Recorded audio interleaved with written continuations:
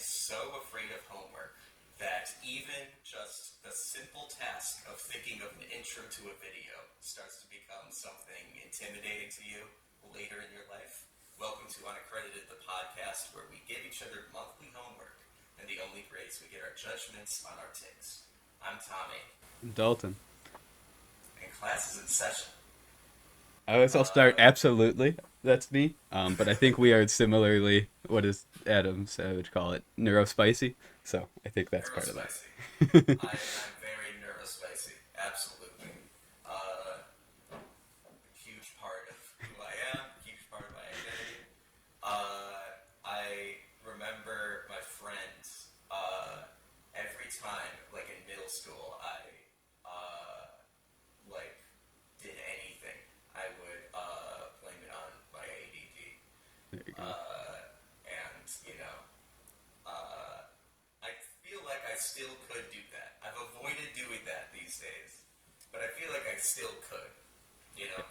Absolutely, yeah. Me as well. Though I wasn't really familiar with it as a concept. Like I think I guess for better or worse, and worse, I guess, succeeded well enough as a child that it wasn't really even something that was considered until later in life. I heard, more and more about it, and I was like, oh wait, those problems I've had all my life, it wasn't just me. Um, so I was more of an adult diagnosis than a child diagnosis, but I get that. I think, so I knew since an early age, like third grade, I got okay. diagnosed. And I was just like, and the whole time I was like, okay, so this is why I need something to be interesting to me Yeah, in order to pay attention to it. Which definitely I found workarounds for. Right, yeah, I can trick myself into being interested in something, but that's yeah, as I've learned an extra step that you gotta have. absolutely. When you're neurospicy. Yep, no, absolutely. I didn't realize. I was just like, oh, I guess this is just struggles everyone has. Until honestly, I think it was probably pandemic era where I was struggling with stuff and then heard like content creators and things talk about their struggles with it, and I'm like, wait, what do you mean? um, Yeah, and then eventually I talked to and got a diagnosis and things like that, but it wasn't until adulthood for me where it was so when it was solidified. right. Yeah, well, everyone's journey is their own, right? Absolutely. Uh, yeah. So, you know, if you asked me 10 years ago if I would ever opt into doing more homework after graduating college, I would have said you were crazy. Here we are. We've given ourselves two really good pieces of homework, I think. Yeah, we started out with the Yeah, we started out with dessert. Absolutely. yeah, absolutely. And I guess that's what I would have told myself in the third grade, where it's like, listen, all you have to do is only make your own assignments for things that you already like, and then you'll be great at them. Just ignore everything else. So you know, works out that way, man. And so, yeah, it is. This is releasing on the 8th, right? Yes. Yeah. So this is a pseudo Halloween episode. It is and it isn't, Yeah. right? Tune in So every second week of second Saturday of the month for more. Okay. yeah, exactly. Uh, it's it's an interesting time of year. I feel Yeah, right we're right in the before. transition period between Yeah, Halloween's kind of holding that line of Christmas. this is when fall is to me. It's like the 3 weeks between or however between Halloween and November. Like, okay, so Yeah. that's what fall is, and everything else is late summer or early holiday season. Right. Yeah. So interesting, interesting time for some homework. Uh, you want to get into these questions? Yeah, so we're gonna start with our pop quiz section. That's gonna be our kind of warm up questions, just kind of surprising each other with a conversation starter and letting that spiral to whatever it spirals to. So I'll let you start. Okay. My question is more of a writing prompt. Okay. Tell us a story about a dream you had. Man. I see. I am really bad at remembering my dreams. I kind of wake up and they're like, oh, nothing was there. So, do you have one in mind to start? Well, I think. I could start absolutely. Okay. One of my favorite stories to tell is a dream story, which is I had a dream where I was like in some Indiana Jones running away from a boulder situation, just sprinting like down what I think was like the middle of a city street. And it was a dream that lasted all of 20 seconds, and it ended with a mime running up to me, taking a paintbrush, dragging it up and down my face. And I was like, what is completely out of nowhere this happened? Was it a And I wake physical up. brush or was it were they miming a fake brush? No, they were a bad mime. They actually had a Okay. brush. And I woke up and my dog was licking me. Oh, And okay. that's Was what that happened. And I was like, Snickers? Snickers. I had a dachshund growing up. Cute little dude. Such an attitude on that guy. Absolutely. And, you know, uh, likes to wake us up by jumping on us and being like, time to get up, right? Nice. That's awesome. So you would have been how old for that? Ooh, this was like 11 or 12 for Okay. sure. Like, this was a while ago, but it's so distinct. That's the only time I think I've had that, like, real life dream connection that people talk a lot about. Like, oh, I fell asleep cold, so I was, like, in Antarctica or something like that. Okay. Yeah, Uh, for sure. Okay. Yeah, I love that. I do like that it was a bad mime as well. I wonder. it was a poorly written dream for sure. Like all these different Yeah. details, like just coagulating into a whole bunch of mess. You know, I wouldn't have greenlit it, but Do you have you ever? I guess this is a two-parter. Have you ever had like sleep paralysis where you're like kind of asleep, kind of awake? no, I I haven't. haven't either, but it does sound terrifying. And like I feel like I understand the feeling to an extent without having actually experienced it, but Mhm. Yeah, I understand that that is terrifying. I guess is as far as I get. I've also had someone tell me that the the horrible thing about sleep paralysis is the more you think about it, the more likely it is to happen. So I okay. just try to delete it from my brain. I don't know how true that is. That sounds like some Slenderman shit. But like it's got to be like one of the most terrifying like things that can happen. Is just you wake up, there's like shadow demons hanging out, and you're Yeah. just kind of like, well, can't do anything. Right. And it's like I guess I'm Uh, here. yeah.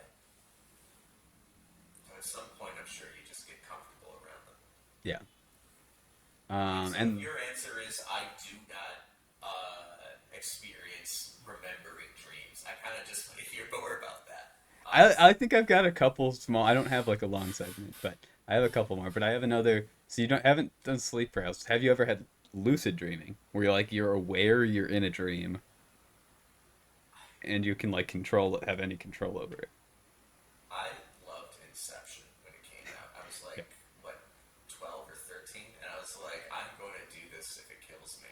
Yeah, absolutely. I think I was able to lucid dream for like half a second before my brain was like, nope, you're sleeping, wake up. And immediately, that's Yeah. exactly what would happen. Yeah, that's about the Uh, closest I've had as well. Where it's I've had plenty of times where like things have happened. It's like wild things that obviously I can't remember, unfortunately. But and then I can recall just being like, "Oh, I'm dreaming. Let's just stop, just wake up."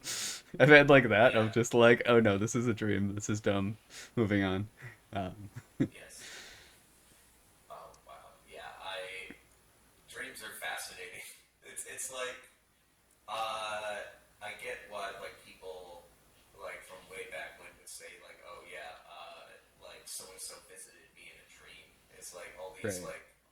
it's such a like grab bag of different things that can happen. There's so much weird stuff around. It's one of the most fascinating parts about the human mind to me. It's just like, Absolutely.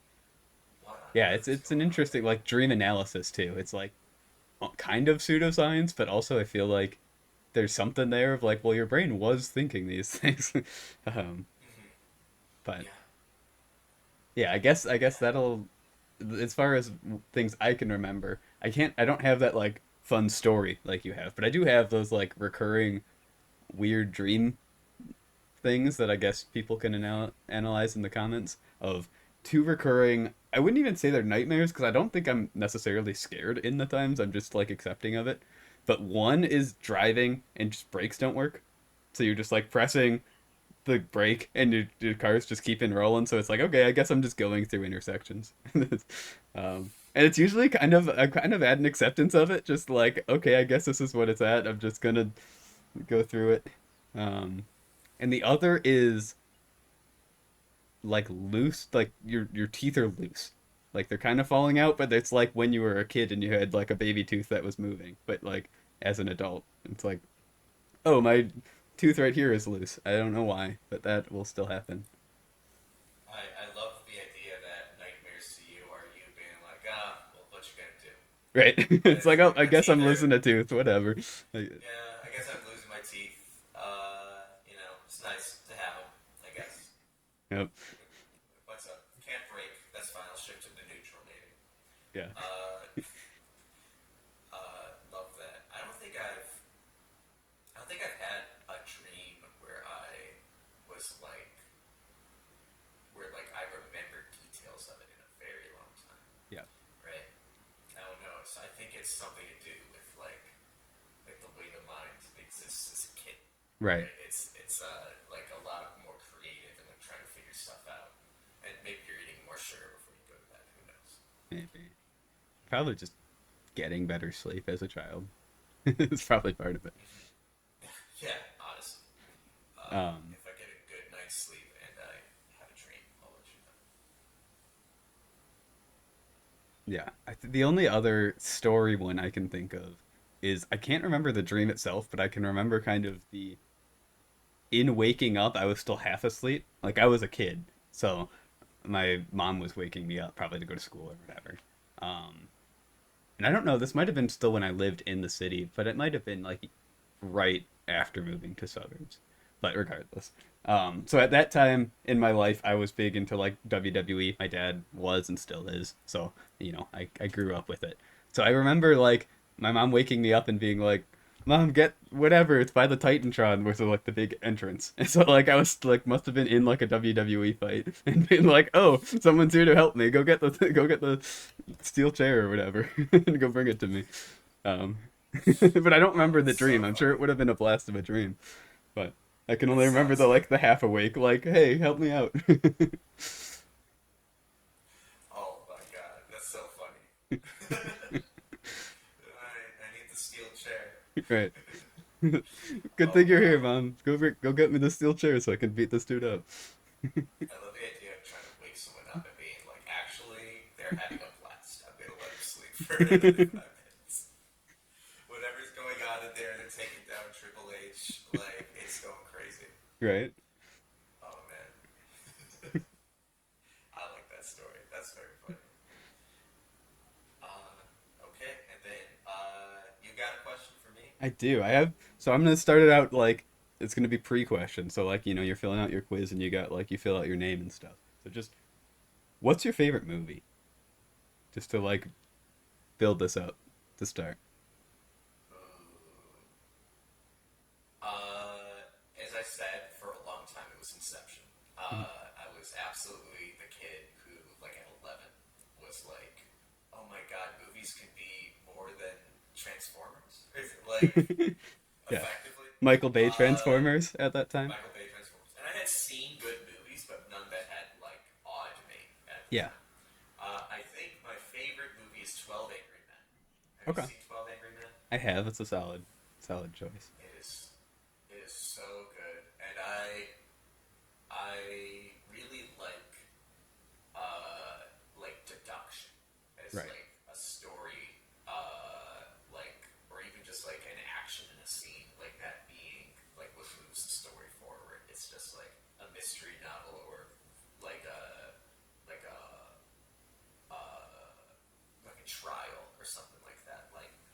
Right.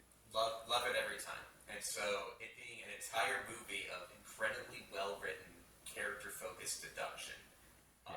that like paints a picture of the scene without ever like moving the camera there. I loved it as much as I was impressed, and like I don't think like both of those were at a 10 for me, right? I was Yeah. 10 out of 10 impressed, 10 out of 10 loved it. And so that's definitely my favorite. Nice. I guess on my end, I generally answer Donnie Darko. I don't know if it's necessarily like on any given day. There's probably a movie I'd maybe rather watch. But that's often the answer I give. But there's a couple. I mean, like I'm really a fan of like Eternal Sunshine of the Spotless Mind. Exception was a big one for a long time, as well. Um, Ex Machina, I had a period where that was up there. I mean, I always have loved like Scott Pilgrim as well, from like a more fun one. But I generally give the answer Donnie Darko. Um, So I know very little about Donnie Darko. A one of my friends found a poster of Donnie Darko on the street and hung it up okay. in their college apartment. That's all I know about Donnie Darko is the poster. Okay. It's a fun one. So It's yeah, I give me the headline.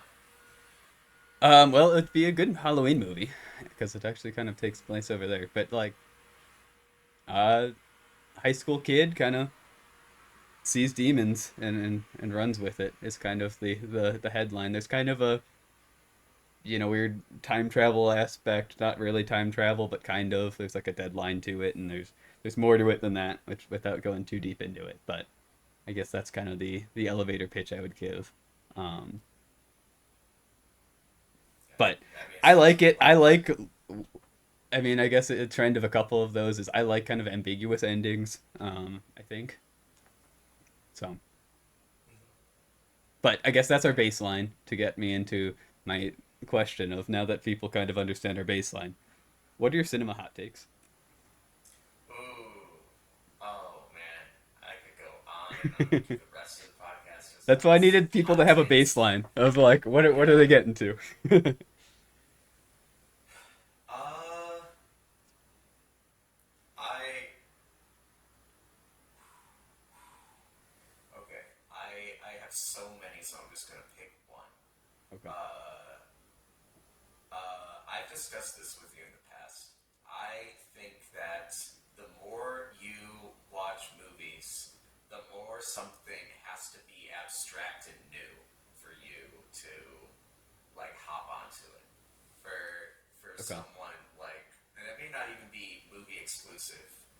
Uh, like like a really well written period piece. That's not enough for me to like really connect with it. It has to be a period piece where like everything's shot upside down and they change the spoken language every 15 minutes or something like that.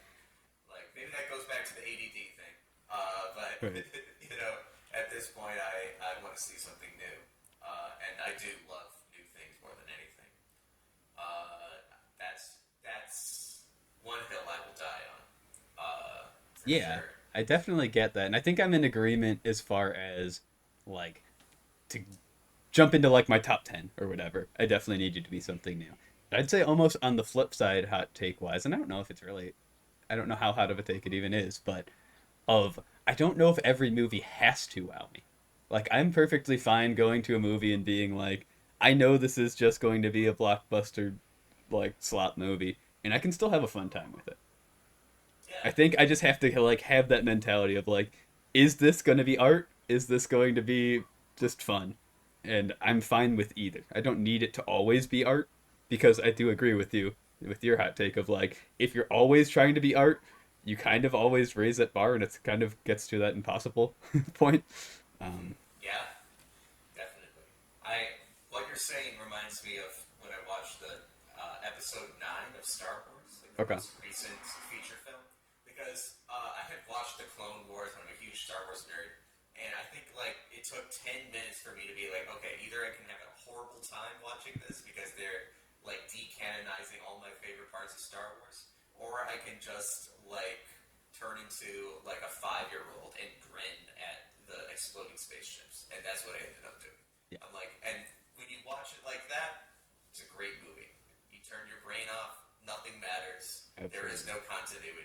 Any It's Jurassic Park since the explosions. first one, same idea. Exactly. Exactly. Same thing. Dinosaurs. All you need to know. Right. Like Uh, I can go to the most recent Jurassic World movie and be like, I'm gonna see some dinosaurs bite something. Sure, I'll have fun. mhm. uh, I'm trying to think of like more specific hot takes, like of a specific movie. I have, I guess, the Granted, general concept is I don't know if it's ever fair to compare a movie to the book that it's based on. huh? Because it's a different medium, right? It's a You hundred tell the percent a story different a different medium. way. The best movies that come from books are very different because it's just a different storytelling medium. You know, I think translating it one for one would be often a bad experience. So I don't know if it's ever fair to compare. I mean, it's fair to compare as far as like, oh, they missed this part I like, or things like that. It's fair to compare there, but I don't know if it's ever fair to be like, oh, it wasn't exactly like the book, therefore it's bad inherently. I don't think that's a. Yeah. I'm gonna spin off of this hot take with a similar one, which is that a video game movie, a movie based on a video game, feels reductive and even at its best a summary of what the video game was. Like Absolutely. I Just don't because it's a different like medium. You're going from an yeah interactive to a non-interactive medium. Um, yeah and I mean, some just video games are more interactive than others, so I'm sure some are easier. But then you're just watching the cutscenes. exactly. It feels like I'm just like someone made a fan film every single time. Like I don't care if Pedro Pascal's in it. Yeah. Like it. The whole time I'm thinking like this was so much more fleshed out in the 18 hours they had for Right. it, and like when I had a personal investment in it since I was like role playing the character. Is there any I good had video game movies? there. I will say I think the one that succeeds the most is the Fallout show, because Fallout is mostly known for its setting, and so just having brand new characters in the setting, that works out. Okay. That The works out Sonic for movies, it. but I don't know if that's. It's not. Again, it's not a translation of the game. I think is what makes them succeed, and they're also that like they're more of that fun than art on that Yes, scale. exactly. But those, I guess, have been pretty successful. Mm-hmm. Um, So like, I think it is fair to compare video games to their movie adaptations because a lot of the times it's a similar medium in a lot of ways, right? Because it's like a lot of the times at the last of the show, it's like directly lifted from cutscenes, right? right. And like the costuming is the same and all of that. It's a lot different from books where you have to like give a visual representation of things in a new way, right? Right. I think for both, TV is easier than movies, but I also don't necessarily think. I think some people lean on TV as just an excuse to not make a tight movie, um, I add a would lot of agree. fluff. Um, but that's, I guess, a separate. I don't even know if that's a hot take. That's like a lukewarm Yeah. take. But So as I said, I've got literally I could be doing this the whole time. I've got so many hot takes. what about one I'm I'm coming up very with now opinionated, man. that I don't even know if I fully agree with? But Yeah, let's I hear it. think the fall of the Marvel Cinematic Universe started with Deadpool. Ooh, elaborate. I think opening up that like fourth wall breaking, everything's, I can reference anything and just whatever, kind of became the like quippy one big fight and some quips that the movies ended up being. I agree, but I think the movie is Guardians of the Galaxy. Like Okay, Guardians yeah, of the Galaxy succeeded so strongly within the Marvel universe in a tone that none of the other movies went for. And like they played around with doing it in that Avengers that yeah, came up next, and everyone was just like, "This doesn't work." But then it did work in Ant Man. Fine yeah. movie, was like a lot more jokey than like say the Captain America movies.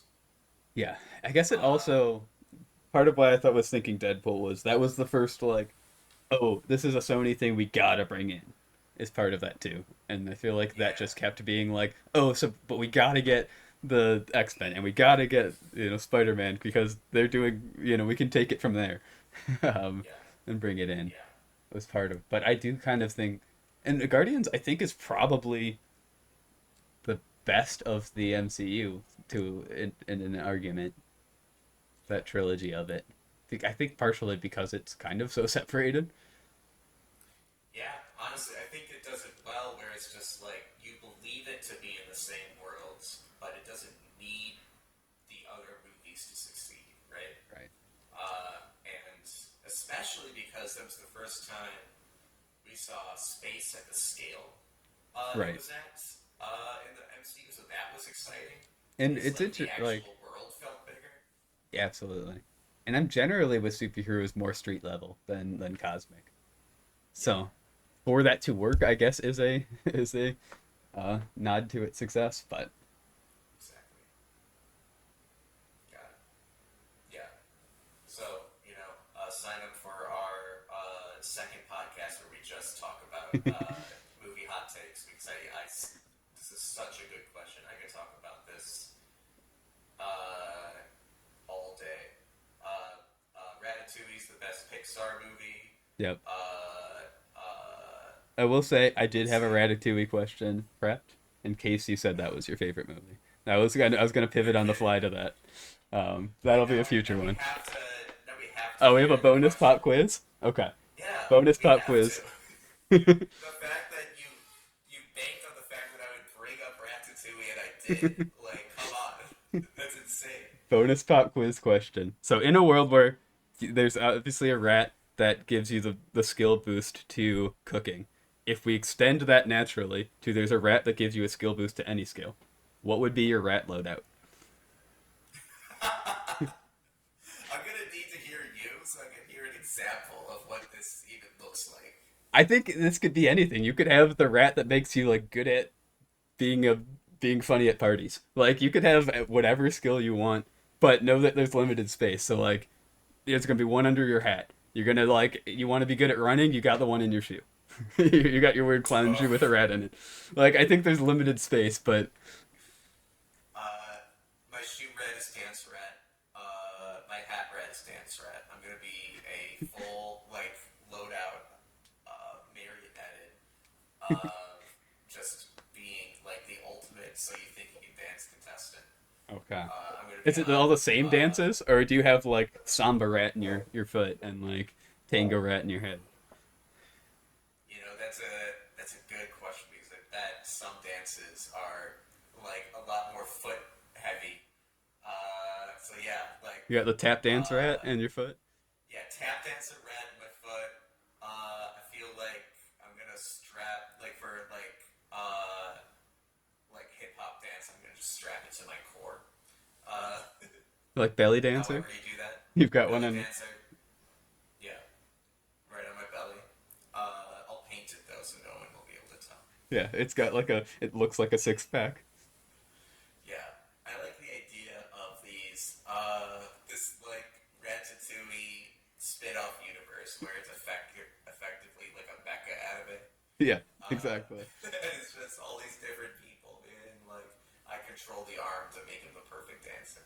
Yeah, Oh my you god. could probably have like a fun one man band where you've got like the lyricist rat and you got like the drummer rat and the guitarist rat for your arms or Oh, I love that so much. Okay, well I have to hear some of the other ones you thought about. I've thought of it more of a concept than actually having an answer, but I do think it'd be fun to like have swappable loadouts. You're like, oh, I'm going to a social situation. Let me put on my social rat build. Um, Yeah, I think here's my real answer. Okay, I've got a big top hat. Right, it's like my thing. I wear it around. It's my thing. I go to a couple parties and take it off so that no one suspects it's a rat. And then eventually, I throw a trench trench coat into the look, right? And everyone's like, okay, so he's trench coat, top hat guy, weird. Little do they know, I work up to them getting comfortable with me looking like this, and they don't realize I have a utility belt of rats. You're rat man. I'm able to like, I'm rat man. I'm the rat man. And I'm like swapping rats out for like cooking, talking, sports. You got every kind of rat that I'm just able to, swap out at a moment's notice. And I've got them like labeled, like wearing little collars. Yeah, you gotta like look quick of like, which one do I? Yeah. And then of course there's hijinks where I put on skiing rat when I'm, trying to go bowling, and I go right down This slapstick movie should be written. We yes, need this. This should be Ratatouille 2 to be this. Matt Arnold and Freddie Wong need to make Ratatouille 2, where it's your built loadout. Exactly. I need Ratatouille 2 to just be like the implications. Yeah. Just like throw away the like Everything that makes the first movie good. Throw away that. No. It's not about art. It's no France, no like anything. Like it's not about family. That's France. You hard cut to America, and America's got You hard cut to the war to New York, the Pentagon. to New York, New York City. New York City. Oh my god. Yeah. I do love the concept of like good at physical activity rats. Like somehow I'm gonna put on the rat on my shoulder and it's gonna make me pitch at 100 miles an hour. And you're gonna like rookie of the year it. Just somehow. It doesn't really matter. They'll figure it out. They use their tail to help you get a little whip in your arm. Did Pixar get the copyright on rats making people do things by pulling their hair? It's Disney. I feel like Metroidvania. yeah. I feel like they've gotta. We'll probably get a copyright strike for this podcast. Yeah. Sorry, Disney. Come for us. All right.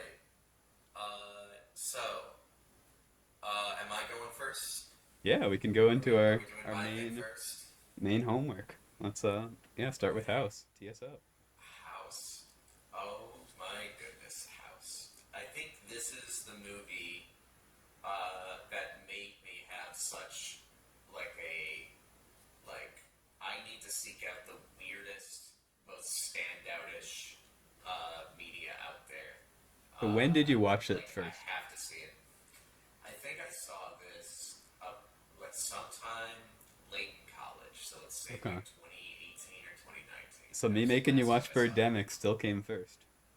Yes, that is true. I did see Birdemic way before. Very different. Very Dissimilar different. movies. Yeah. Very different, but not especially dissimilar. This movie, it just stands out like no other movie does to me. It is one of a kind. It is one of a kind. And I think, on my first watch, it was just like a room full of people just like gawking and laughing at how crazy this movie was. And then on a second watch, knowing what was coming, I was able to appreciate that there was like an actual like solid structure to what was going on, and like the themes were actually like interestingly explored. And I was like, okay, so weird as hell and kind of well thought out also. Yeah. Despite it all. There's kind of no plot, but there is still a story. Yeah. It's like there's a through line, right? Right. I want to hear what your first impressions were. So you said you've seen work from this director. I haven't. I was originally thinking when I saw the title for The Girl Who Loved Through Time, I was thinking of the anime, not the movie. So I haven't seen anything from this. This was my first experience. But yeah, I thought it was fun. Like you had a good pitch of like it's a person that's done music videos doing And yeah, I think it was fun. I think like I've got yeah like art takes of like what I think it was trying to say, and then I also have got my that same spectrum of art and fun. I think this kind of has both a little bit. You kind of it's splits the stream a little bit. Because yeah, it's also just having fun with it. You think the what teacher character like falling down the stairs and spinning in the street like that's just having Yeah, fun. Like there's no like significance to the plot and meaning behind that yeah. necessarily. Sometimes it's just goofy, Yeah, and it kind of lives in this like absurd world yeah, that can be spooky and goofy at the same time. yeah. It definitely plays with genre a lot. Because it is horror, but it's also like slapstick. It really plays with that genre in an interesting way that I think it's not fully unique. Like I think there's like you know, Sam Raimi does in like Evil Dead and some of the other Sure. takes where like you can have both. It's not necessarily unique, but I think it's done in a different way. Um, Mm-hmm. Well, it's such a distinct kind of slapstick where you just really cannot guess what's going to happen next. Like there's that Evil Dead 3, also one of my favorite movies. you're a three over two Uh, person. 100%, Okay. yeah, because it makes even less sense that's going on. Yeah. But there's a Looney Tunes ness to everything that's going on, right? And Looney Tunes does have like the structure of a joke or like a bit, Right. but in in this movie, it's just kind of like we're just gonna allude that this guy got turned into bananas because someone shouted bananas at him, Yep. right? It's like that's just what's going on. That's the deal. And it's just like there's not really a lead up. It's not really. It's a lead up conclusion, but also like Yeah. You just just kind of writing the character out. It doesn't, it doesn't have to. yeah. It's like, oh, that's just he doesn't get there. Don't worry about it. uh, It's Also, so inherent spoiler warning. It's your fault if you didn't do the yes. homework along with us. Um, Yeah, of course. We're gonna talk about the movie. I'm sorry. yeah. But yeah, it's uh, Yeah, and I I think I it succeeds love. in some of those better than others. Like I'm perfectly fine with hand wavy some of the moments. Like they don't have to have a reason, but I think some of it, and I can't really think of a concrete example to it, but I do think some of them are a little bit better than others. Maybe that banana one is almost one of the like less successful to me. Of like, Yeah, it's fun. It's a funny moment. I do like that. It's like writes out the two characters, the two guys at once. It's yeah, fun, but it's also like, then why even like have him trying to race to get there at all? yeah. um, I think it's just to give the story some level of hope. Otherwise, they just gotta get back. yeah, But like, it's I don't know. I don't believe that this is a capable man. So it also doesn't achieve that. that's fair. He does have the Like best the sideburns. characters do. Yeah, the characters believe in him. They're like, oh, he's gonna come save us. But I'm like, listen, you're locked in this nightmare house. I think Yeah, it's over. But yeah, there are definitely some of these goofy like moments that were a lot better than the other ones, right? right. I will definitely agree with that. I think like I kind of lost the plot with one of the girls.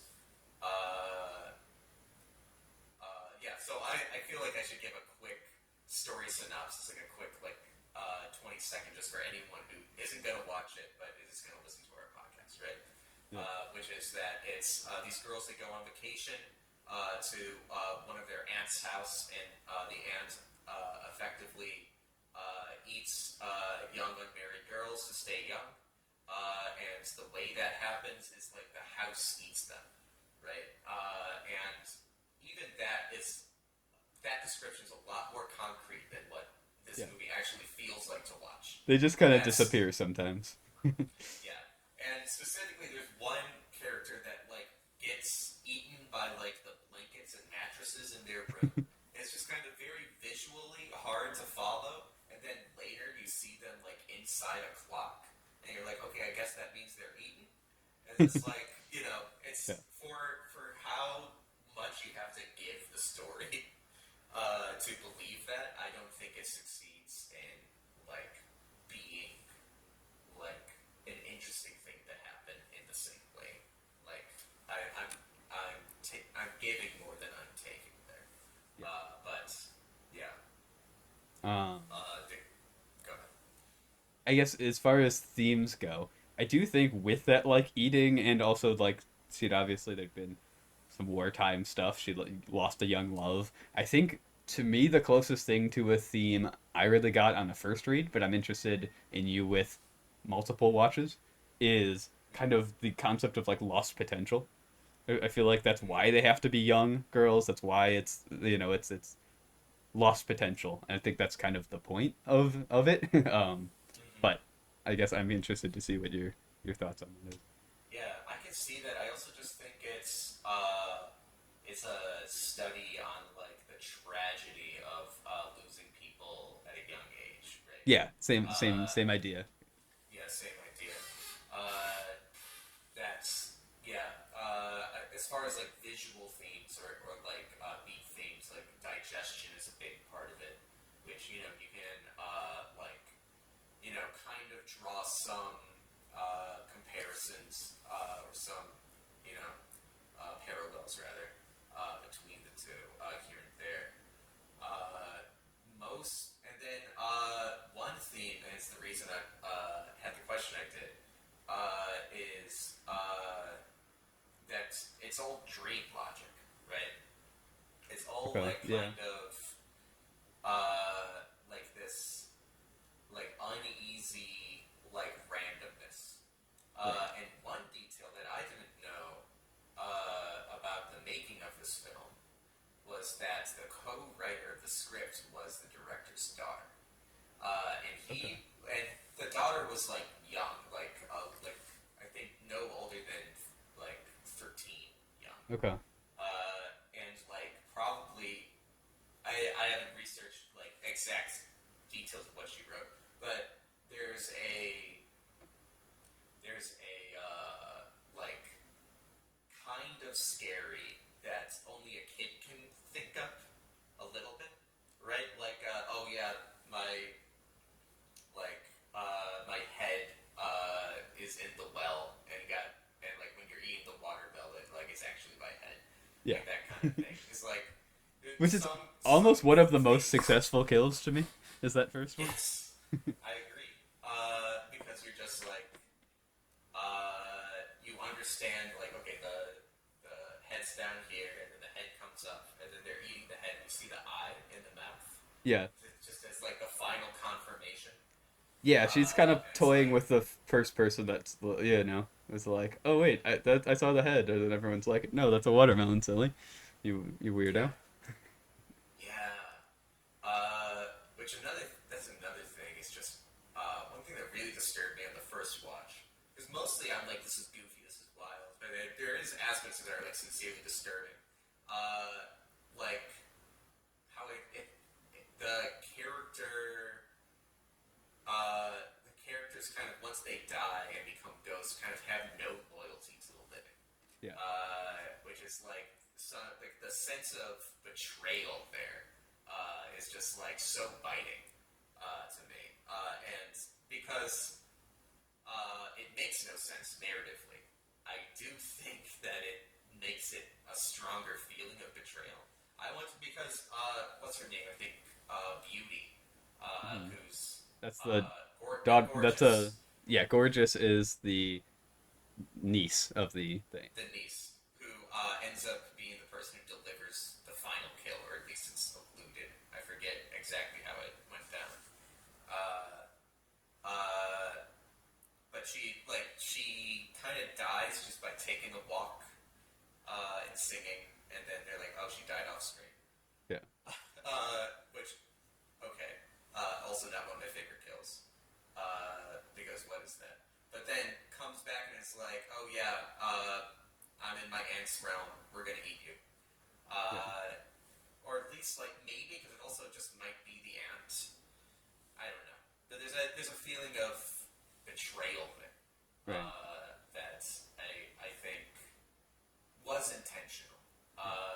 Because the aunt like ends up looking kind of younger and very similar to her Yeah. at the end, right? So Yeah, so that's another thing is it could be just that the aunt looked like gorgeous when she right, was like towards the end, which and I it think never is actually looked purposefully gorgeous. why it's she's titled gorgeous. I think it's Mm, yeah, you yeah. know Everyone kind it's the of pursuit has. of that a little bit. um, Uh, yeah. Side note: the they idea of someone having a name like Kung Fu or Mac they all and have just their being Ratatouille like, loadouts, absolutely. yes, absolutely. Everyone's got their little The rat invisible that makes you rats. pretty, the rat that makes you kung fu, the rat that makes The you rat that makes you eat. smart. The rat that makes you good at piano. Yeah, That's a Ratatouille I could actually see existing as the pianist. yeah. Uh, yeah, it's I love as someone who just kind of is in the another movie hot take or just fiction hot take. I care very little about the names of things, so long as it is distinct. Yeah. Just have fun as the author, if you want, but it doesn't have any effect on the actual story. Just name something I'm going to remember. And so Absolutely. having people named Gorgeous and Kung Fu and Mac is actually something I love. Yeah, you just gotta I skip a don't know if step. you felt the same way. Yeah, you You just gotta skip a skip a step, step. yeah. You're like, oh, it doesn't have to be like some levels of obfuscation of like, well, the origin of this name actually has roots in this and means gorgeous in Latin or whatever. It's like, no, it's just they're just titled, they're just named gorgeous. And I don't know in the original, in Japanese, is it as direct? Do you know? I don't know. I don't know. I know Mac, at least in the translation I It's from watched, stomach, was a nickname, they said. right? So Mac was originally stomach, like that's the word for stomach, or Well, that's I don't the know. I don't know Mac Japanese. came from stomach, essentially. Oh, It's kind of I think that they went over that in the movie, if I'm recalling, in like a one-off. yeah. I Um, think they were all nicknames they I had for think they were, people. Is but I am yeah. interested in Japanese. Were they as direct, or I know you can get very creative in like, oh, it sounds like this, but the characters are the same characters as this. You know, you can do that sort of symbolism in Japanese, um, much easier than English. And I'm wondering if Yeah. it's more, if it is as direct, or if it's a little bit more obfuscated. I'm not sure. Okay. So I want to bring this conversation down to something more concrete because this is what I really wanted to talk about with House. Just tell me about some of the moments in this movie that stood out to you. Because there's a lot that stands out, but I want to hear the stuff that like really rose to the top for you. Yeah. Well, I will start with the tangent I went down because Yeah. that did distract me from a good chunk of the movie, and I like paused it for a good half hour to try to track down. So the main theme that plays a lot, right? Yes. Um, like it reminded me so much of something. I'm like, I know this.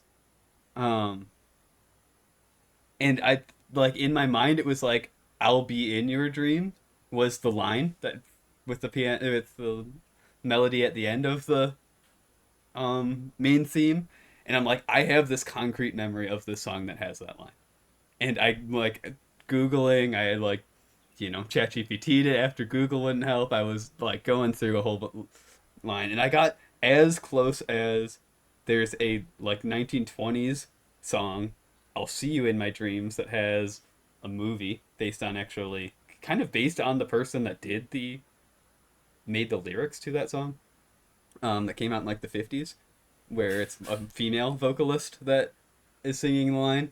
That it's "I'll see you in my dreams" is that, and that's the closest. It's kind of the same melody, but it's like I had this weird concrete like I know this, and like when it first came on that song, I was like following along with those lyrics from like the first time. That kept happening because it happens a lot in the movie, and every time I'm like, I know this though. How do I know this song? Um, and so I went down a long rabbit hole there. So I'd say that the song stands out. Is I guess my first one. Yes. I definitely agree. Well, it's only like I think it's like the same like four songs that they bring up over and over. Obviously, Right. Kung Fu has like a theme Right. anytime she does anything. But yeah, that it's like very classic, like almost like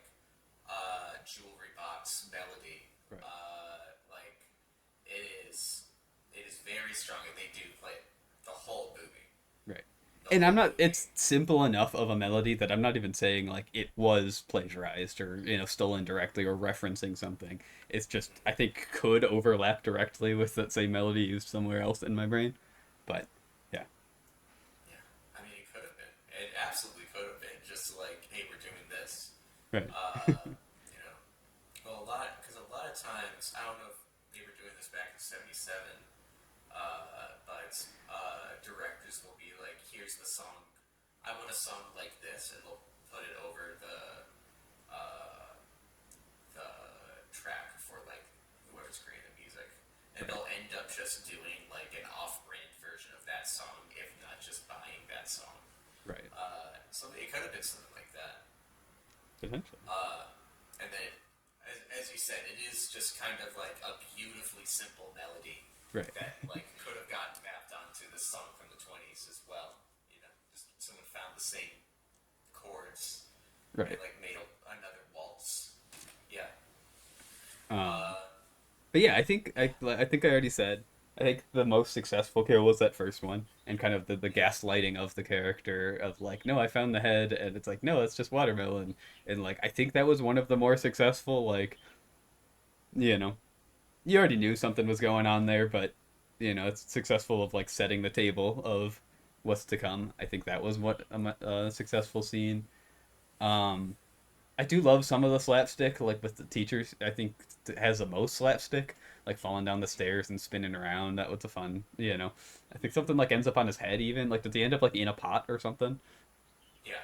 Yeah, he does. Um, um, and the bananas scene, like, there's some slapstick with him that is just funny. Um, I do like the piano death as well, just for how wild it is. Yeah. That's definitely the most absurd one. Right. It's like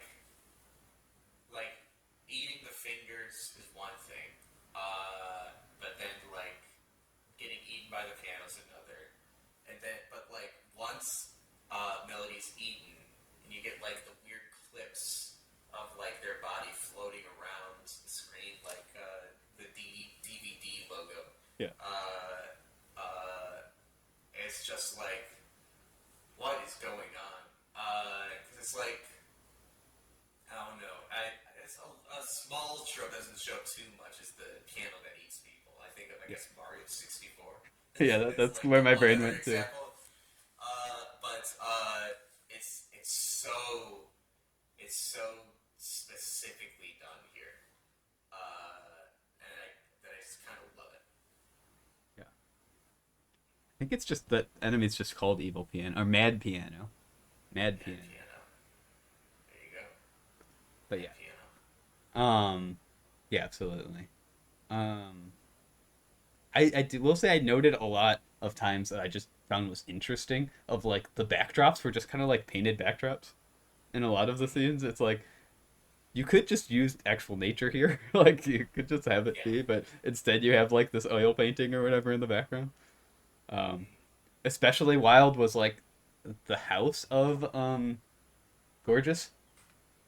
Like the very first scene, they like go and there's like they're looking like through windows onto a patio with like the weirdest backdrop just painted. I was like, all right, Yeah, that like that's their house, this I like guess. strong orange sunset Right, as like winds blowing in her like dad's new partner's hair, right, and it's like shot through like these like almost like lattice like yeah, windows. And it's just such a specific visual for a scene that like anywhere else would have been like shot reverse shot. right.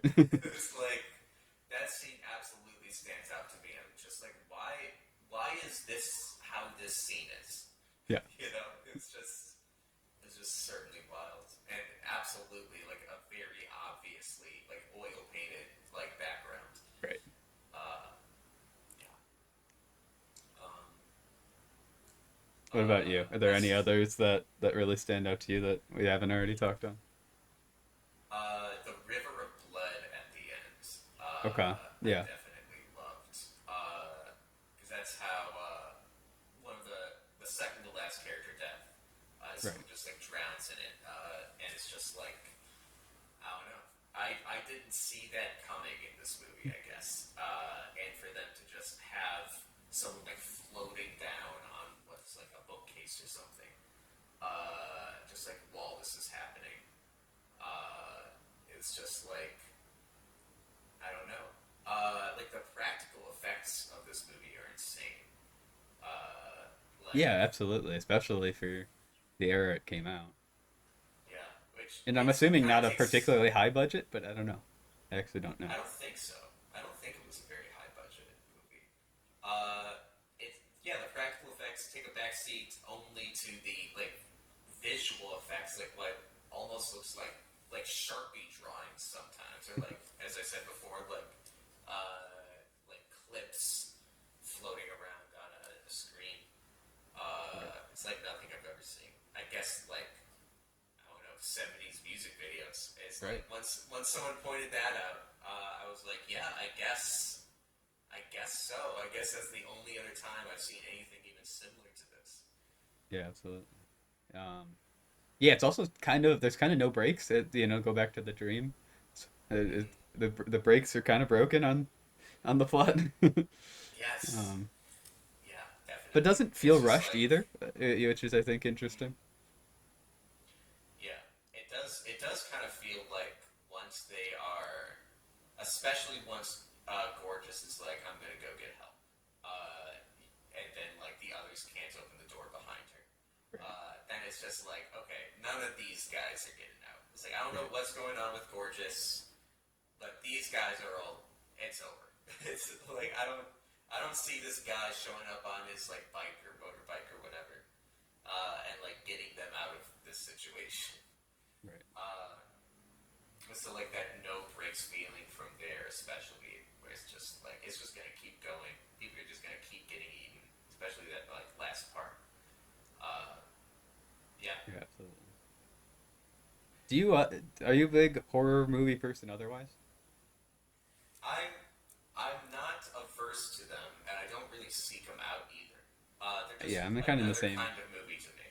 Yeah, I'm kind of in the Yeah. same zone. But I do think kind of two check boxes that I think you need for a interesting horror movie is one, creative kills.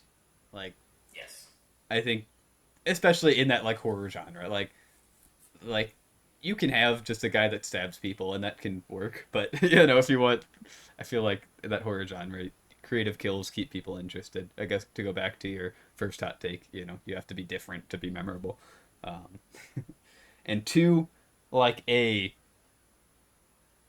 core horror to it. So like, yeah, it could be a person or it could be a monster, but it has to be like a core thing it's pulling on. So like, oh, you're out in the wilderness and trapped, or oh, you're, you know, at your summer camp job, and things like that. There has to be that core experience that you pull on, and I think this kind of does both fairly well. Um, of like, oh yeah, you're visiting a family member you don't really know. That core experience a lot of people can draw on, but what if it went wrong? I think it does that well, and I think it does have the creative kills. So I think it of those two check boxes, that's I think the two biggest things to me of a horror movie to make it enjoyable. Um, but Yeah. I am also not a huge horror person either. Yeah. I feel like, especially for like a monster, like slasher kind of horror movie, Right, where it's right. like there's a force that has to like be evaded or killed or taken care of. Absolutely, like the spectacle of how people die is an aspect of it, and people just kind of fall off the map Right. in like non-interesting ways, and you kind of lose me. Yeah, even Uh, slasher when it's like a guy with a knife, it's got to be like it can't just be he walks up and stabs you. You got to be like there's yeah, got to be a little mix up on that. I think. yeah, because you have to really scare people. That's one thing. Tangent is something completely different. I think that's one thing. Dead Space, the video game, got really good. Is they had like 40 different death animations, Right. and it made it so that you kept being afraid to die, right? Which is a huge problem in horror games. It's Yes, like that's my you problem. die. Have you played Alien? What was it? Isolation? Have you played? No, I structurally, isn't it a little bit like Amnesia, where it's like kind of very stealth Yeah, focused? You're just and like, the uh, alien learns like your behavior, so you can't like take the same path. Is kind of the pitch to that stealth a little bit. But my problem is after that first or second time you get caught, it's not really scary anymore. You're like now you're just an annoyance to me more than you are a fear. yes, Um, and I think exactly. that's a lot of horror games. Of the monster ends up being not scary as much as just an annoyance and a obstacle. Um, Yeah. So like, and the whole fear with a horror movie usually is that someone's gonna die, right? And so when they die, you need to keep it a scary thing, right. like something you do not want to happen, even if that's gory, even if that's just conceptually disturbing, even if that's just like the character had a lot of like other things going on in their life, and he just wanted them to stick around because he likes them, or like they're dead. Yeah, you've got to have that It's twinge of hope in, yeah, until the end. I think if you go in and you're like, oh, this is a hopeless situation, why do I care? I feel like you've yeah, got to have that always a little hope that at least one of them's getting out, or maybe that yeah, person that left early is going to be able to call for help or whatever. I feel like you do need that. yeah. And I feel like I rarely see a horror movie where everyone dies, right? So, House is interesting in that fact. There are some, Yeah, but more often than not, one person lives. One person especially in gets like taken out. Hollywood horror, slasher horror, absolutely. Yes, yes, definitely. In like cosmic or like a Junji Ito style horror, like that's Oh more yeah. often like, oh, and yeah, how are you going Don't to stop sniff. it? This is a concept, not a monster. um If anyone ever succeeds in a Junji Ito book, then I know that I'm not reading a Junji Ito book. Like, right. it's just not. It's all concepts that you can't get Right, you away can't from, which escape from would the make sense. concept, but this Yeah, is less of that. I mean, the house itself is kind of a concept, but it's not. It's a very isolated concept. yeah, It's more of that monster than a concept. So yeah, I think in a monster style slasher film, I do think it is rarer. Um, rarer. if anything, sometimes the people escape and then die, and that's kind of Mm-hmm. sometimes people try to eat their cake and have it too in them. Of the Yeah, people get out and then like at the credits, it's like, oh, but the monster wasn't actually dead, and it gets them, and they're.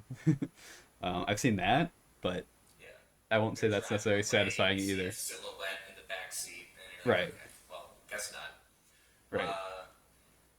But yeah, overall, I think that House is a successful horror movie. I think despite it being as absurd as it is, I love this movie. You're not obligated to feel the same way, but I think that its absurdities do not get too far away from being something that works, Yeah, right? And to me, I think that's one of the reasons I like it so much is that it is so out there, but still succeeds. right. So I guess what grade would you be giving it? Ooh, I would give House an A. Yeah, I think I'm in that B plus A minus range. Or like I think it is very successful. I don't want to necessarily give out. I think we're going to be on a curve a little bit. I think we're going to have a lot of high grades. So I like Yeah, it is successful. It is successful, but it's like successful despite itself sometimes. I think that's why I'm like knock it slightly down. um, yeah, I think that's it yeah fair. it succeeds despite itself, and it was a blast. Like I thank you for having me watch this one. Yeah, But definitely. And I will say it's definitely not perfect. But like, I don't think any piece of art is ever going to be perfect unless you're Tetris, and it's just yeah, because it's Tetris. Uh, but like it really is like just does the good outweigh the bad? And for me, like easily, yeah, easily. absolutely. Just for my own tastes, A. I'm gonna say A. And it does set a bad precedent. There's So an uh, average between us and give it an A minus. let's give it an A minus. All right, and we can we can figure out, like, next one we give an A minus, we can figure out, okay, is it higher or is it lower, and we can kind of have that ranking a little bit, loose ranking. Once we do enough of these, there could be like a tier list that we order even at the I A think minus. we have in ordering, absolutely, and Yeah, I think we could at year end, so after 12 episodes, I think we can get a report card and kind of regrade the shift a little bit from that past year. I wouldn't be yeah, upset with as well. definitely. Okay. But I Yeah. think Well, put it on the screen. A minus for House. A minus. Love it. Love it. First grading of the show. Absolutely. So happy that it's house. It It's a does fun make me place to want to start. go. It's such a great place to start. I'm gonna have to independently go watch more movies from this person, Oh, absolutely. if I'm so fascinated with them, and I'll report back Alright. if anything's especially stands out. And anyone in the comments, please feel free to give us your grades as well. Yes, please. All right. All right. So So VGHS. VGHS. I've Oh got my boy. my shirt. Oh, look at you. Oh, love it so much. God. VGHS, as I said last time, I've known about it since its inception, like Yep. way back in what 2013. We were in high school. Because I watched the Yeah. finale. It was probably our junior year.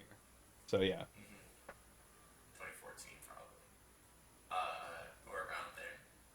maybe senior year. It's just to say, It'd be it an easy thing was. for us to look up, but that's not what we're But doing. that's not. But we're not gonna do it.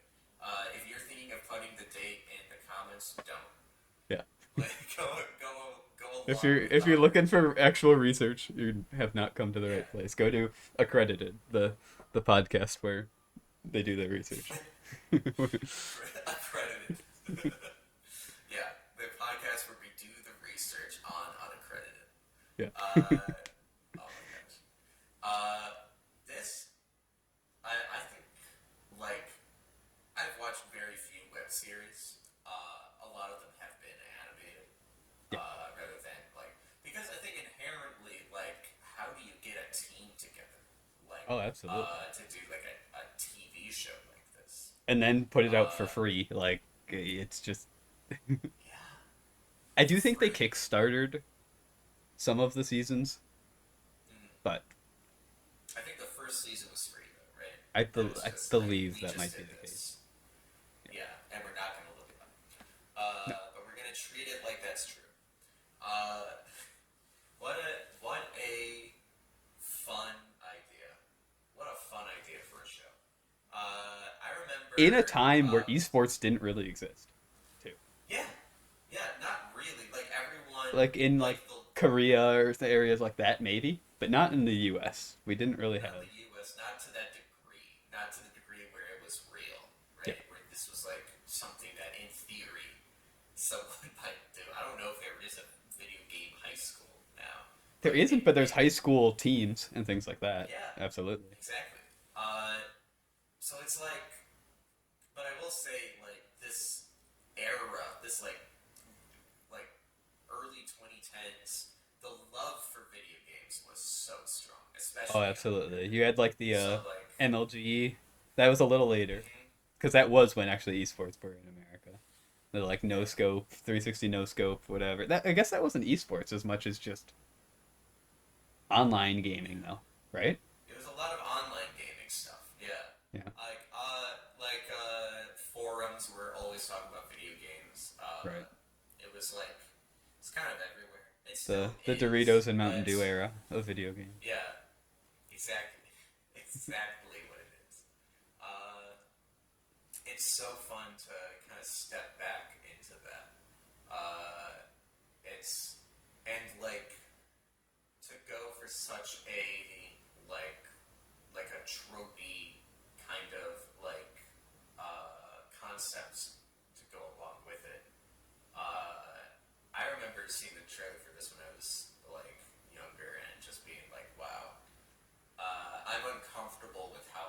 this is made for exactly me. Oh yeah. Like a high schooler who's obsessed with video games. Uh, it was certainly good. And I had watched Freddie W. Yeah. For a while, and like always was like, I have so much respect for this guy. That was the name of the channel before it was Rocketjump. It was just Freddie W.'s channel. So Yeah. You watch him in like his Guitar Hero age and stuff like that, or after that when he was making videos? It was like the early YouTube like 5 minute like heavy VFX videos. Like that's when I was really into Freddie W. Right. And I know he's done a lot since. He's still like an internet personality, and I've like seen Oh, absolutely. this And that. their backer just started for Nailbiter, their new feature film from Matt Arnold and Freddie W. So if any of our 10 watchers are secret millionaires, one, stick around here and support us. Two, support that and Give tell us the them. first million, and then your Yeah. second million could go. I'm even fine with Yes. the first million can go to them and the second can go to Yeah. us. We're Yeah, we can get the second million. Yeah. We're humble. But I mean, even just like I backed it. It wasn't too bad. Like I did not the base tier, but it's pretty reasonable. They did actually their first scene was like a boxcar fight. So the idea is for their new one is kind of a kung fu movie, but with comedy because of course they also kind of slapstick stuff. But Yeah. it was a blast. Their first scene, they had a cool like behind the scenes documentary they even had with that. But a lot of it is physical props. Like they built the whole, Mama's kitchen or whatever they called it. They're calling it, and they're like a full set and things like that. So I think they're still at it. They have such a respect for like filmmaking. Like it's like that's clearly where their head is. It's like movies, right? And like everything that comes out of it. One of my favorite jokes in VGHS is oh god, I'm gonna need to. One thing I am gonna have to look up his names real quick. I can help you out Because too. I've watched this so many times.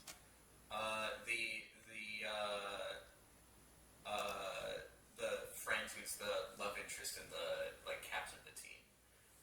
Jenny What's her Matrix. name? Jenny Matrix.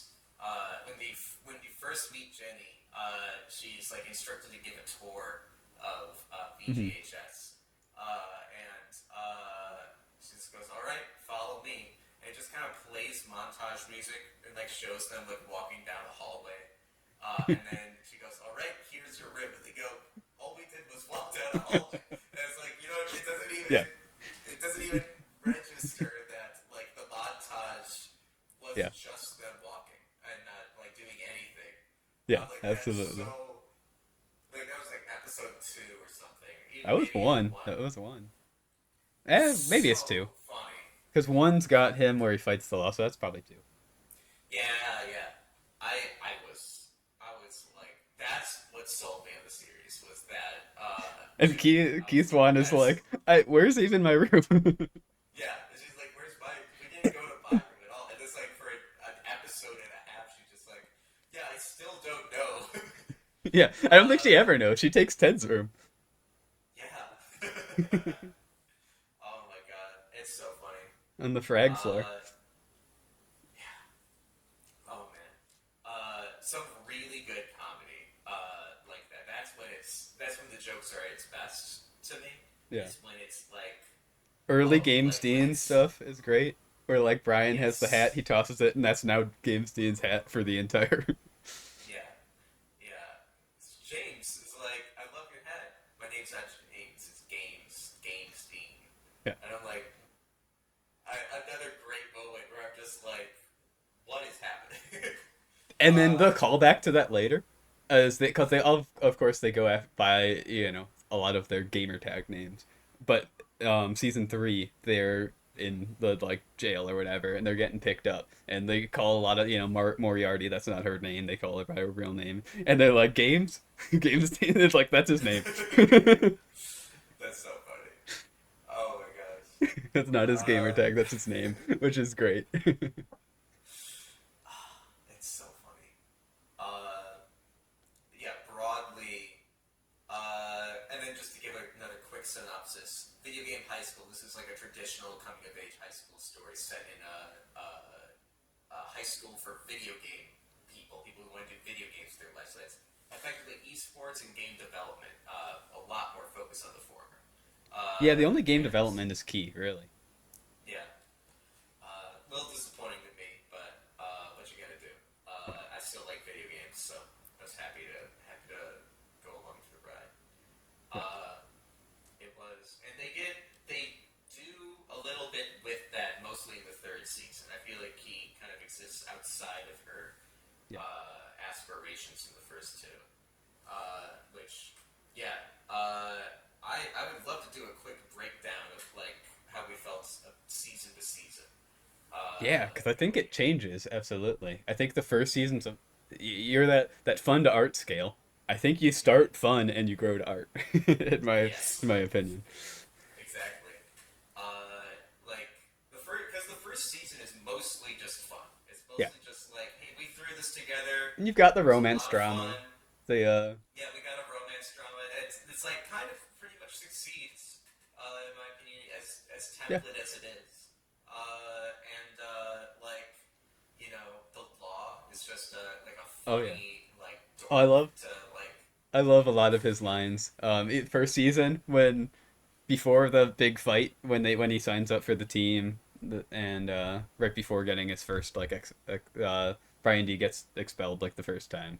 Um, it's just like S and my D, style in my do. It's just like what? And he's got it's so many just lines like that. Uh, it's so good. He's like every line is just some wacky shit from him, and I yeah. just love that from the high school bully character. Oh, absolutely. And Even like the like first the where he comes out supportive to Brian, it's like, "Oh, you throwing away your old computer or whatever," and then he's like yeah, supportive, and then he like snaps it. It's my right. world. The my world. It's so good. It's And like yeah, and I love it. Like that's fully extends the like 30-something-year-old or cast as high schooler, and like they're he's like, fucking yeah, this. This is a grown man. yeah, Uh, yeah, it's so good. It's so good.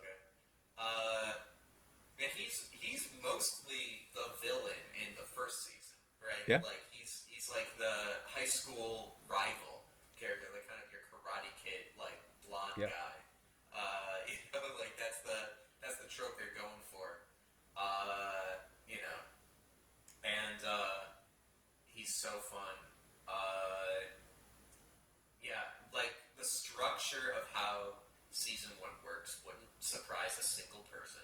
yeah, It's like the writing and the jokes around it and like how they attribute it to video games is what makes it fun. And the first season is like what, a 2 hour watch altogether? It's like yeah. The those aren't even episodes are like much shorter. Absolutely. yeah, so it makes a lot of sense that it's just like here's a fun idea we had, we spat it out, right? Yeah. And yeah, and so our characters are you gotta help me out again. Britt, we Brian D, got Jenny, Brian D. Swan, Mm-hmm. Ted Wong. That's kind of your core four. Yeah, and then we've got the Law as like the main villain for the first season. Yep. And like that, I think the first season, the four of them don't really feel like the four yet. Like it, mostly because they haven't, and they weren't really going for Ted's not much of like a this character in final. the first season, I don't think. Yeah, it's kind of like a joke machine, Yeah. but without the narrative needs that the Law has, right? Right. Uh, yeah. And then yeah, it's I felt he was like didn't have a lot to do in the first season. No. Though I liked her in the fifth episode, which is like kind of like a Casablanca thing that Oh they're yeah, doing. yeah, where Uh, he's owning the arcade. so funny. They Brian go like in a around day, and that's also the in a thing is they day, make it seem one like day. it's been forever, and it's like it's been less than 24 hours. Yeah, I haven't seen you since yesterday or whatever. Yeah. Uh, Where he like starts I with the mop and then they cut to him. He's like owning the place. Yeah. one of the fun things to see is Brian. I think becomes a much stronger actor as the series goes on. Absolutely. Uh, Absolutely. Did you which know Brian and yeah, Jenny were actually married? The actress and actress. really, Yeah, I I did not know believe that. they got divorced at some point, but again, don't fact check us. Yeah, But that's yeah, they crazy. I actually didn't were. know that. That was after this aired, or It might have been during. I'm not sure, but I don't think it was necessarily prior. But it might have been. I'm not sure. yeah. And then we also get Freddie Wong as himself in It's this like as the the meanest version of himself. just the worst, evilest person Yeah. he could have ever I been. also do love because he He's got to start doing like Guitar Hero stuff. yeah, Like he competed in things. He was actually pretty known figure in that community. So being like the music yeah, the teacher of rhythm game the teacher. rhythm Yeah, games. really worked out, and that's like Ted's whole. Even though he doesn't have much story, when he does have story this season, it's the fact that he's trying to Yeah, he's under his accept shadow. that he's like under Freddy's shadow, but also Loves like drifting. learning that he wants to be like a racing game guy, Yeah, specifically in Need for Speed, not the dirty kart racers, yeah. right? Who show up in season two. Uh, yeah, Jenny. This season mostly is just like the cool girl, and like the Yeah, she's you a know, Mary Sue a little bit in the first season, for yeah, sure. There's not really many flaws, which I think is on purpose. yeah. And for what they're going for in the first season, I don't like there are character plots that are unimpressive, right? Like Yeah. I think Josh. I'm looking at the actor's name. Brian. It was Josh. Brian, the law, and then Jenny and Ted and Key have their moments. You know, Yeah. but it's Like the mostly. Gombach moment is I really like. Um, where she Yeah, understands Ted is like, oh, you knock him down and he comes back up. And then yeah, she like yeah. pushes him and he pops right back up. Like, it's a good like emotional beat for that first one. But yeah. I did like that. I did like that a lot. I also very minor character. The mom just could not give less of a shit. Oh yeah, we never see her This face. We never see. It's yeah. just like he's like, all right, I'm going. I'm leaving for. Yeah. Like, all right. I don't She think drop any parent teacher listeners day. She drops off the cat, yeah. Cheeto. Oh my god. He's like waiting at the bus Uh, stop for his mom, and the kid. That's another line I love. The kid. There's like a kid waiting at the bus stop too. The cat jumps. Is like, you're a cat, and he's like, your mom's a cat. oh, it's funny. Which yeah, so yeah, season one wraps up pretty much exactly how you expect. Yeah, Like it's the Karate Kid story. He beats the law. yeah. They have their first And kiss, which is a good yeah, moment. I think that's probably some of the better acting in the first season, but like you said, they yeah, get better. yeah. And season two, it's uh, Jenny's mom is the Yeah. new leader. Uh, and it's them like really trying to. I'm having trouble remembering the story beats of season two. I remember a lot of Ted, uh, like strengthening his skills as a racer. Yep, he gets Uh, locked in. He gets his car. A lot of it's the build up of Jenny and Brian because yes. obviously they have their first relation moment, and then the mom's there, and it's like, well, you can't be in a relationship. We're now varsity. We have to take this seriously, and things like that. So they have that kind of Yeah, hidden yeah, romance, and in doing so, there's the Brian and Ted opposite side of they yeah. getting less close, less time spent together. That's kind of the core like events, but yeah, they become varsity. Law gets accused of like cheating, aimbots and things. So the Yeah, full yeah, varsity team can't play. So it's the JV team that gets to compete, which I think is a loophole Key probably finds. Um, yeah, yeah. I think so. And Brian he kind is of he loses a scholarship, so he has to do a lot of the manual labor stuff. That's also part of the having less time. Um, I remember Key was kind of like an RA, and like kind of like learning yep. responsibility that way. Yeah, I because she's think. kind of at a loss too, because she is trying to find the degree for her. Essentially, she gets signed up originally. She switches the badges. She signs up for, or Ted, I guess, for her signs up for the music. She signs up for drift for Ted. So she starts with that with Freddie's class, and Freddie's like, "Your homework is doing no homework," which is Yeah, a. And eventually, she's able to kind of sit in on other classes and things, and can't really find her place until the end of the season when she wants to kind of do like governing body, I guess, because she helps yeah. Wendell. Um, And so this season it ends with them winning, right? It ends with them winning, I believe. Uh, they do win, and then Law um, chooses to go with Napalm. So it yeah. ends on that, and yeah, the start of the class trial stuff. It's season two. Season two, we also get the Law and Shotbot stuff with Shane. Yeah, I do want to take a quick aside to say like that was my favorite storyline at the time. Was Okay, that like the law fell in love with with Shotbot? I yeah, was we like, thought it was just someone in a good costume. yeah, yeah. I was like, but and then there's like kind of for the first time in the series, like my first like especially successful narrative beat happens at the end of that absurd thing where like the law is like I'm gonna get napalm for taking Shotbot Yeah. from it, right? Yeah, Shotbot is punching the water thing while he's like singing Amazing Grace, holding up with his canonically weak thighs. Yeah. And that yeah, I just want to quickly point out that that worked for me way more than it should have. Yeah.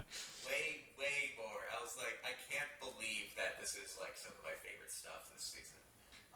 And the whole season, I think, felt like lead up to season three. Yeah, absolutely. You're It that kind of valley a little bit of yeah. because you have the dark Uh, moments like Ted and Brian have their falling out mm-hmm, on the like Leetmas where Brian like after everything is like, "Why are you so needy?" Whatever, and Ted, they have their moment at the end of that episode where everyone helps him out, and it's like, oh, it's okay. But Ted never really, he always has that in the back of his head with Brian and things, and mm-hmm. that continues through the end of that. So like, there is some darker sides of to end. It doesn't end necessarily on that positive note. You have the No, it law doesn't. It's a very leave and bittersweet. right, Yeah, it's like a what's next kind of ending, right? right. Um, Um, and so season three. Is this your favorite season? I think so. I think Um, it's my favorite season. season two. Did we also have the like Ashley and Jenny like Ashley Barnstormer, he does this like they do their interview and he's like hot coffee, psh, and then they have their interview and no, that's got to That be might be three. season. That's That three yeah. because the law already left. That law already left. I do love that. Mm-hmm. Yeah, where they're just walking and he spills coffee on her. Yeah, I do and then the think we questions have. are it's like, what's your favorite race? Yeah. No one will be Oh my upset at god. you. Like that's such a funny scene to me. Yeah. I love. Yeah, that was a great scene. Which we can start talking about season three, which I think opens incredibly. First of all, I want to like they really give like a spotlight like 5 minutes to this subplot of how like the United States is kind of like collapsing. Oh yeah. I Like do in love that this running world. joke of like, because I think it's Yeah. even in the first episode. They're like the president's mission, and then it like cut straight to like Yeah.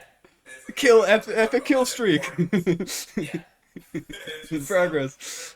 And so they have Tony Hawk running for president before Joel McHale, as the former president, runs out of the bushes, grabs the camera, and says, "America, you have to listen to what I'm going to say." And it cuts Yeah, to like breaking news. I like great way to start. yeah. Incredible way to start. Yeah, they do set up like the president is missing next top president earlier in the show too. So like I Yeah, do they like that do. it's a running. But yeah, the It's like running. yeah. They're like epic kill streak in progress. Yeah, Whatever it is, cuts to that is a great gag. I do agree. it's so good. Yeah, this is definitely my favorite season. I would say, Oh, absolutely. because this I think is just as strong in the goofy weirdness as the other seasons. The Even emotional though like beats are so much higher yeah, there, yeah. the emotional beat just lands in a way I was not expecting video game high school to get to. Absolutely. And that's part of Yeah, why I wanted to do this one. I think when I set it up for you is like for how goofy it is, this is one of the things that like make me feel things more than most media. yeah, yeah. I remember you saying that, and I think I get it because it's like, so let's set up what we're about to talk about real quick, which is that Brian and Ted are like still on the outs. Yep. We get into a He big is like, fight yeah, where and then Brian and Jenny even I think like kind of are on a break or they break up. yeah, because Uh, so she is getting scouted by the team in Paris, her favorite team. yeah, Um and there's that drama of like if I leave there, then what do we do and things like that. And they're both in high school, and you're both short-sighted and also a little selfish, which is natural. Um, yeah, and I think they yeah, like get to that understanding, but there's like that natural drama of it, and like, oh, do I tell them now? Do they whatever? They're like, they she invites Brian over to tell him after the last big match, and she, her mom knows she's gonna tell him that news of the whatever, but Brian thinks they're yeah. gonna like Yeah, sleep they're gonna together. have that. That was so funny. It's just like And it's gonna James be is like, and her mom is okay with it. And Brian like goes into a crazy kill mode, and yeah. but yeah, they have a falling out after that. And that's New Law is in that battle. Yeah, New Law, aka Freddy from iCarly, Yeah, which love to see, love to see. yeah, absolutely. He's really Glad it fun got in it. work. Uh, and then yeah, I think like Ted and Key even like broke up or like on the outs, and like They everyone didn't, is but just Ted's in that dark place because he gets detention, um, mhm. and he steals the Tamawachi, I think they call it. Yeah, So yeah. he's in that He's like like dark going down mental a bad place, path. Yeah. right? And he doesn't really Uh, know that necessarily because she's doing her own thing with the trial, but then she like stuffs the ballots or whatever. yeah. So And they're so all like kind of in that darkest place. Yeah. everyone's kind of at a real low going into like I think episode 3 or 4, Yep. The best which is episode, in my yeah, opinion. That's I the one agree. where I was like, "Oh, I'm at the best episode. I've got to actually lock in to you," and you're like, "I'm excited to know what episode." Um, Yeah, I will absolutely like. I think I stopped what I was doing. Like, I did what you do. Some as you described sometimes where I've got like it on one screen or like playing games or like yeah, something on the other. But for this season, I was like, okay, we gotta pause. yeah, Something's happening because like the episode starts like any other. yeah, It's Key is has left video game high school and she's yeah. talking with her parents about what she wants to do next. Yeah. She's got Uh, Audie, the laugh track bot. yeah, a laugh track bot just kind of like making the whole thing. You're like, oh, this is another themed episode Right. where like and like it's all gonna feel The sitcom. like a sitcom, right? Because they got a laugh track the whole time. And Ted and Brian come over together, and despite being like separated like for the rest of the season Yeah. because they're on the outs. And then like Jenny separately comes over, and the parents especially like kind of like make them all like get in one room Yeah. and like make up The with each only other, healthy and you're like, parent figures in the whole show. yes, literally. And it's like, and they play like They're Yeah, so it's like sitcom-y. Trial, whatever it Yeah, is. They look. I forget the and name of then the. and then Jenny has to leave, uh, and And she gets a spoilers, phone by the call. way. Yeah. Yeah, she gets a phone call and comes back in, and like Ted's not in the room, but she tells Yeah, Ted the goes rest to of the the people restroom. there Yeah. that Freddy died. Yeah. Ted's dad in the universe, and they like realize that it's like someone has to talk to Ted about this, and they turn off the sitcom bot, and the Yeah. laugh track stops.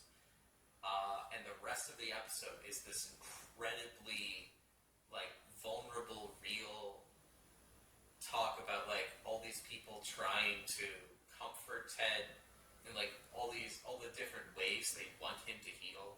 Yeah, Key's got And her how like seven Ted, stages of grief thing where she's like, "Oh, yeah, he's mentioned that he died. That means he's already all the way here." And the parents are like, yeah, I don't know. I don't know if that's true." yeah, Um, yeah. And Ted being this like really like constantly upbeat guy, at least in presentation, the whole show, like it's just kind of like upbeat, like yeah. kind of like right after getting the news. Like I think the next morning, and Right. everyone's Can just I like, have "What do ice we cream do?" or whatever? And it's like, "Oh, I dropped Yeah, it." You know, he's just kind of yeah, still being goofy Ted. yeah. And the parents definitely like they don't overstep, but they know that he's still like the grieving process is not over for him. I Yeah, think absolutely. Brian, Key, and Jenny are still trying to figure that out. Yeah, Key especially. Yeah, Because Key's and very like formulaic on stuff. It's like, okay, well, there's these steps we got you go through in that yeah, order, and yeah. There's even this moment where like Brian and Jenny kiss again. yeah, Key sees it, and then she tries like bringing Ted to the side and kissing him and being like, "We're back right. together." And Ted's like, "It's like this is not It's the like, what do you time at mean you all." were mad at me? Like the. Yeah, um, yeah. And it was just like it's an aspect of it. I'm and not gonna Freddy's throw the labels worst dad around. ever. It's Yeah, also part of yeah. it. Yeah. There's yeah, and I think Key is strongest in this episode. Yeah, I want to say, like the writing around her not really having like the emotional intelligence needed for this conversation yeah. She is drops the plate in very the good. kitchen, and he's like, "It's good that he died." Yeah, which is like a little bit a conversation worth having. Yeah, Because like the more Ted talks about Freddy this episode, the more you're like, oh, this guy was like yeah. And not there's running like gags throughout it. Like child yeah, support. There's just like that running gag at the start of one of the episodes. Freddy walks up and yeah, Ted hands him like a stack of cash. They're like, "What? yeah, What did you child do?" He's support. like, "That's child support." If it wasn't called Yeah, child support, it would be, if I pay him. If it was he paid me, it'd be father support. And they like cut to him googling it and like, oh, yeah, he and it's was like this so whole confident. it's a whole show of like Freddy being like funny bad, and Yeah, this episode they talk about it. It's like no, he's like we're just gonna treat him as bad, yeah, like in this episode, and like kind of it's like it's just the best acting from the entire cast, the best absolutely. writing from the entire show. Like I would argue, I think this is episode 4. The other Yeah, 3 episodes of the season are just like set up so yeah, that this episode can succeed as strongly as it did. absolutely. And The video will. yeah, there's a video will where he's yelling at Ted during it, and it's like Yeah, funny, but also like super dark, yeah. right? Because So like like you everything know the goes to conversations that have been having. Motley Crue, Ricky, whatever Yeah, from that, and you get this lav mic you couldn't even set up right, yeah, and then that's all that's in the box, and yeah, it's yeah. And then he's like playing Freddy's game, like at an yeah. He runs arcade away in the until middle you of the find night. it. Yeah, I feel like, yeah, it's is it the rest of the season is good. Jenny and Brian have a very healthy breakup, and I'm glad like they handle high school relationship yeah. the way they do. Calhoun's got some Key, really good moments with that. He's like, "You're in high school. That's good." I think that's the end of the one after yeah, the is that like after the prom episode where he's like, "You're the only closest thing I have to a father figure," or whatever, and he's like, yeah, Do you like her? Does Oh she yeah, like you? Are you in high school? Then you're yeah, good. yeah, um, literally. Which Harley Morenstein yeah. from Epic mealtime. Epic Mealtime is the principal in the show. Just one more detail from Yeah, early internet that makes you so happy. absolutely. And he's great, and he's absolutely right. He's like, don't overthink it. You're in high school. Like that's the adult mindset going, like looking Yeah, at these people. And like that's kind of Brian and Jenny's arc is that Brian just learns like, hey, this is gonna be good while it lasts, and right. then we're gonna let Jenny be on the path she's on, right? Yeah, And it's an incredibly healthy, beautiful way to handle that. it is. I really like He would that. have, That they're not yeah, forced out everyone to pair up. I do. yeah. Key and Ted are still together at the end of the show. Yep, Key has great growth this season. I think like absolutely. even season two, when she got more time and in like the student government stuff, didn't really work for me. But he really, Yeah, I think you needed really that to works give this her season. any some personality Yeah, to then have season three be able to happen. But yeah, yeah.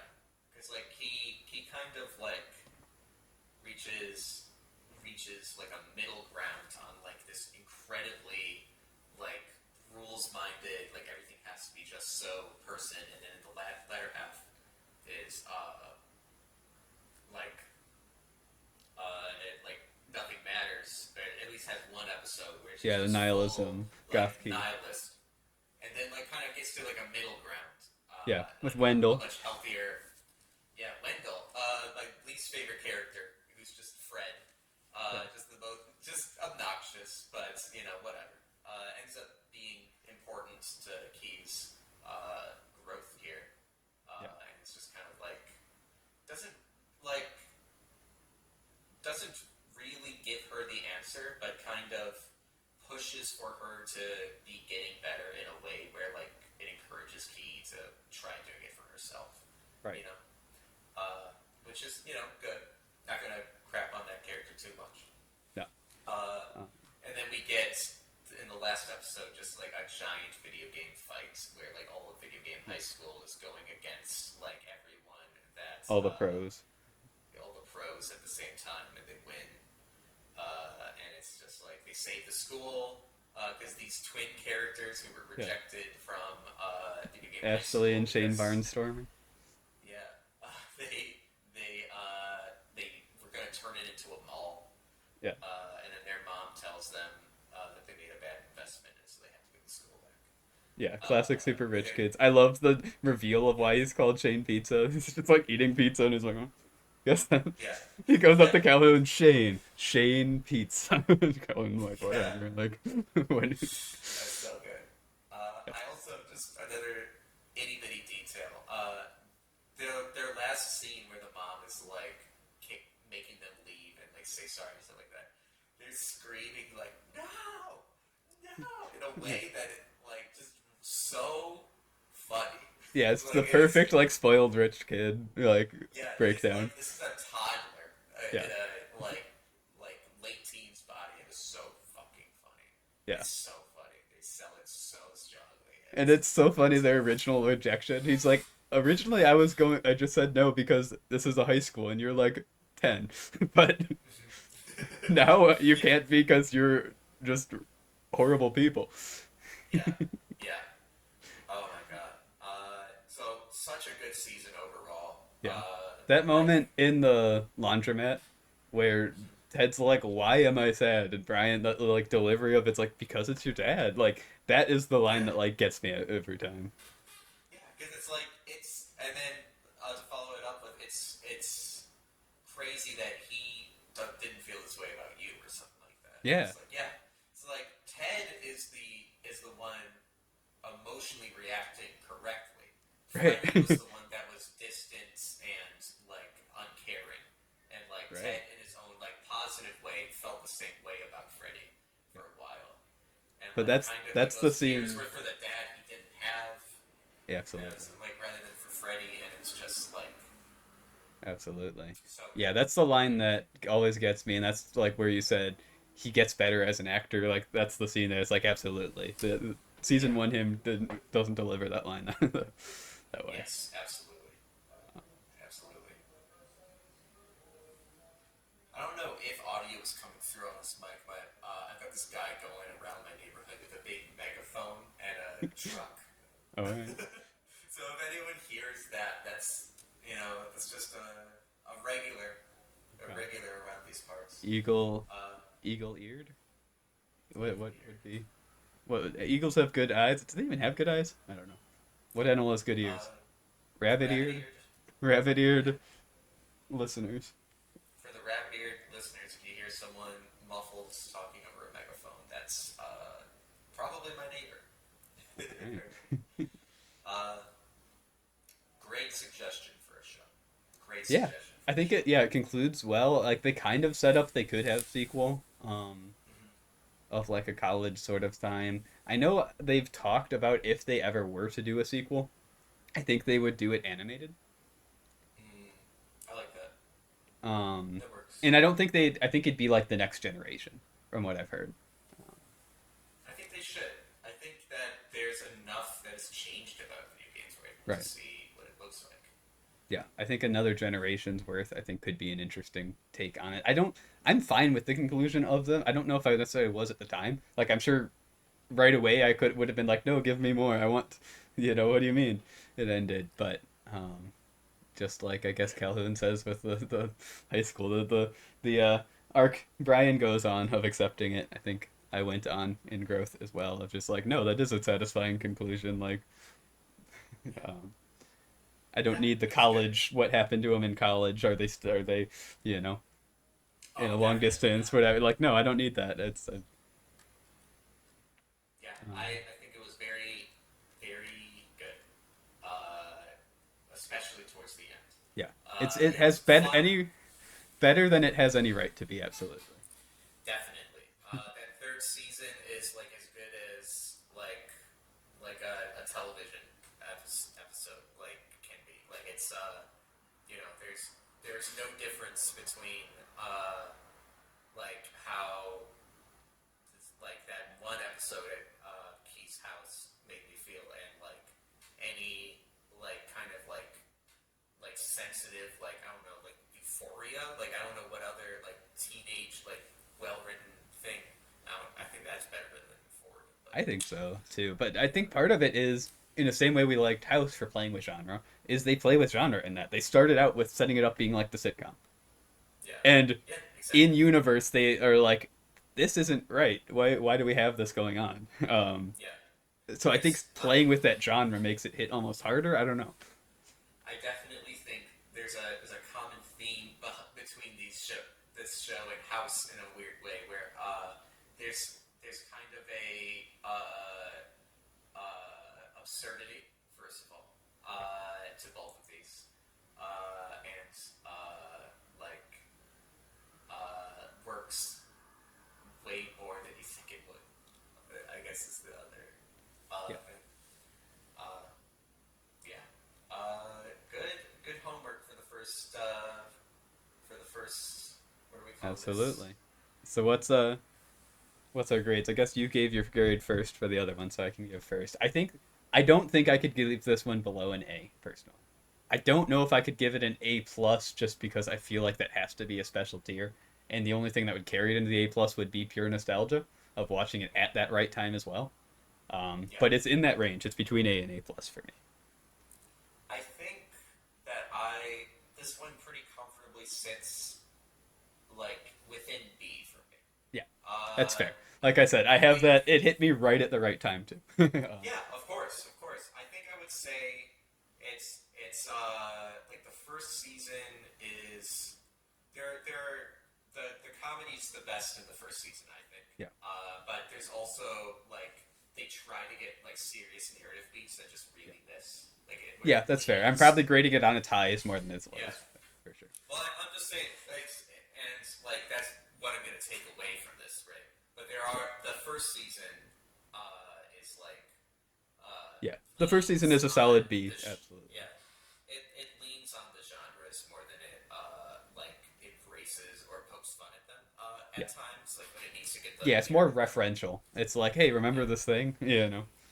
yeah. And then season two is like better structured, but still pretty template and not really a Yeah, wow. you need season two Uh, for season three, but yeah, yeah, it yeah. I think what it is like, it's I the mean, classic it makes trilogy sense. problem of like the second movie sometimes doesn't really have anything satisfying because you're Yeah, setting up for a three.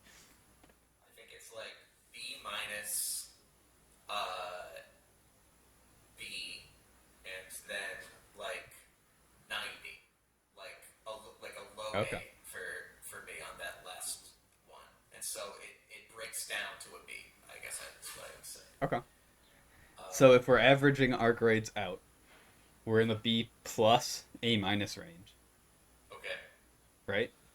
yeah, I'll leave it up to you. Do you feel? I feel like you're stronger on this than I'm. Like B on it, so we could put it in A minus, right there with We could House. if we could put it in A minus with House, and then as far as the ranking, I think we are split on that, right? You would have House above it. I would have Yeah, this above House. we don't have to have the ranking be the same, but it comes down to what's higher in A minus, I right? think it's fun too. I think it's fun Yeah. too. Um, Okay. I think you had a lower on this than I had on House, but I had a I higher think on so. this than you had. But I think probably averaging out, House would be higher. I think so. I like that a lot. Yeah, I yeah, I know how I would feel. If you yeah, feel that's fair, yeah. then I I'm think that's certainly fair. happy with it. It's a collaborative list, right? So it's gonna be neither of it's not gonna be perfect to either of us, right? But um, I do think that makes sense. I do think just naturally comparing a like tight 90-minute movie to a what 8 hour or whatever thing is like yeah you're gonna have more downtime in Yeah. the TV for better or worse. Yeah. So before we get out of class, we do have some homework to take home with us. Do you want to go first, or should I go first? Either way, I guess you go Uh, first because that's the order we've been in. hey Dalton, Yes, sir. have you ever watched Stranger Things? Yes, but Yes. not the most recent, depending on when the most recent came out. There's four seasons of Stranger Things, right? So Was Running maybe Up you would the Hill, was that the most recent? Running Up the Tail. The No, that was Hill, season the three. song, that's season 3. That was the most recent. Running Up the Hill, I think, was the most recent. Okay, Yeah. then I have seen that then. Okay. Then you're caught up. Well, guess what? The new final season starts later this month, All right. and I'm gonna watch it. And I think I'll need something to fill up the rest of the time, because the real thing I want to make you watch, we can't talk about for 30 minutes or an Okay. hour or however long we do. Brian David Gilbert Yeah. of internet fame Oh, I love me some BDG.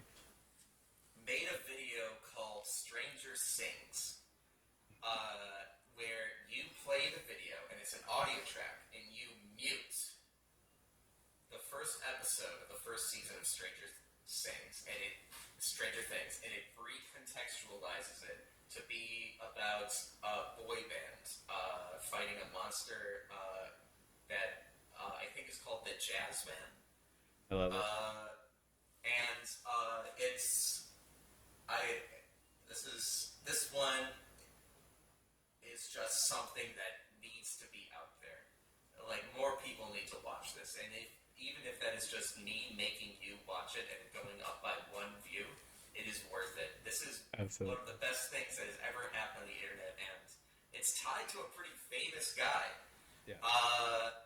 And I've watched a lot still, of Brian David Gilbert, but I have not seen this, so that's an he's like one of interesting. his lowest rated. If you scroll through his YouTube channel, it's like all these like 5 minute videos, this like Yeah. 15 minute And his like Polygon stuff, cooking that all got good video. views.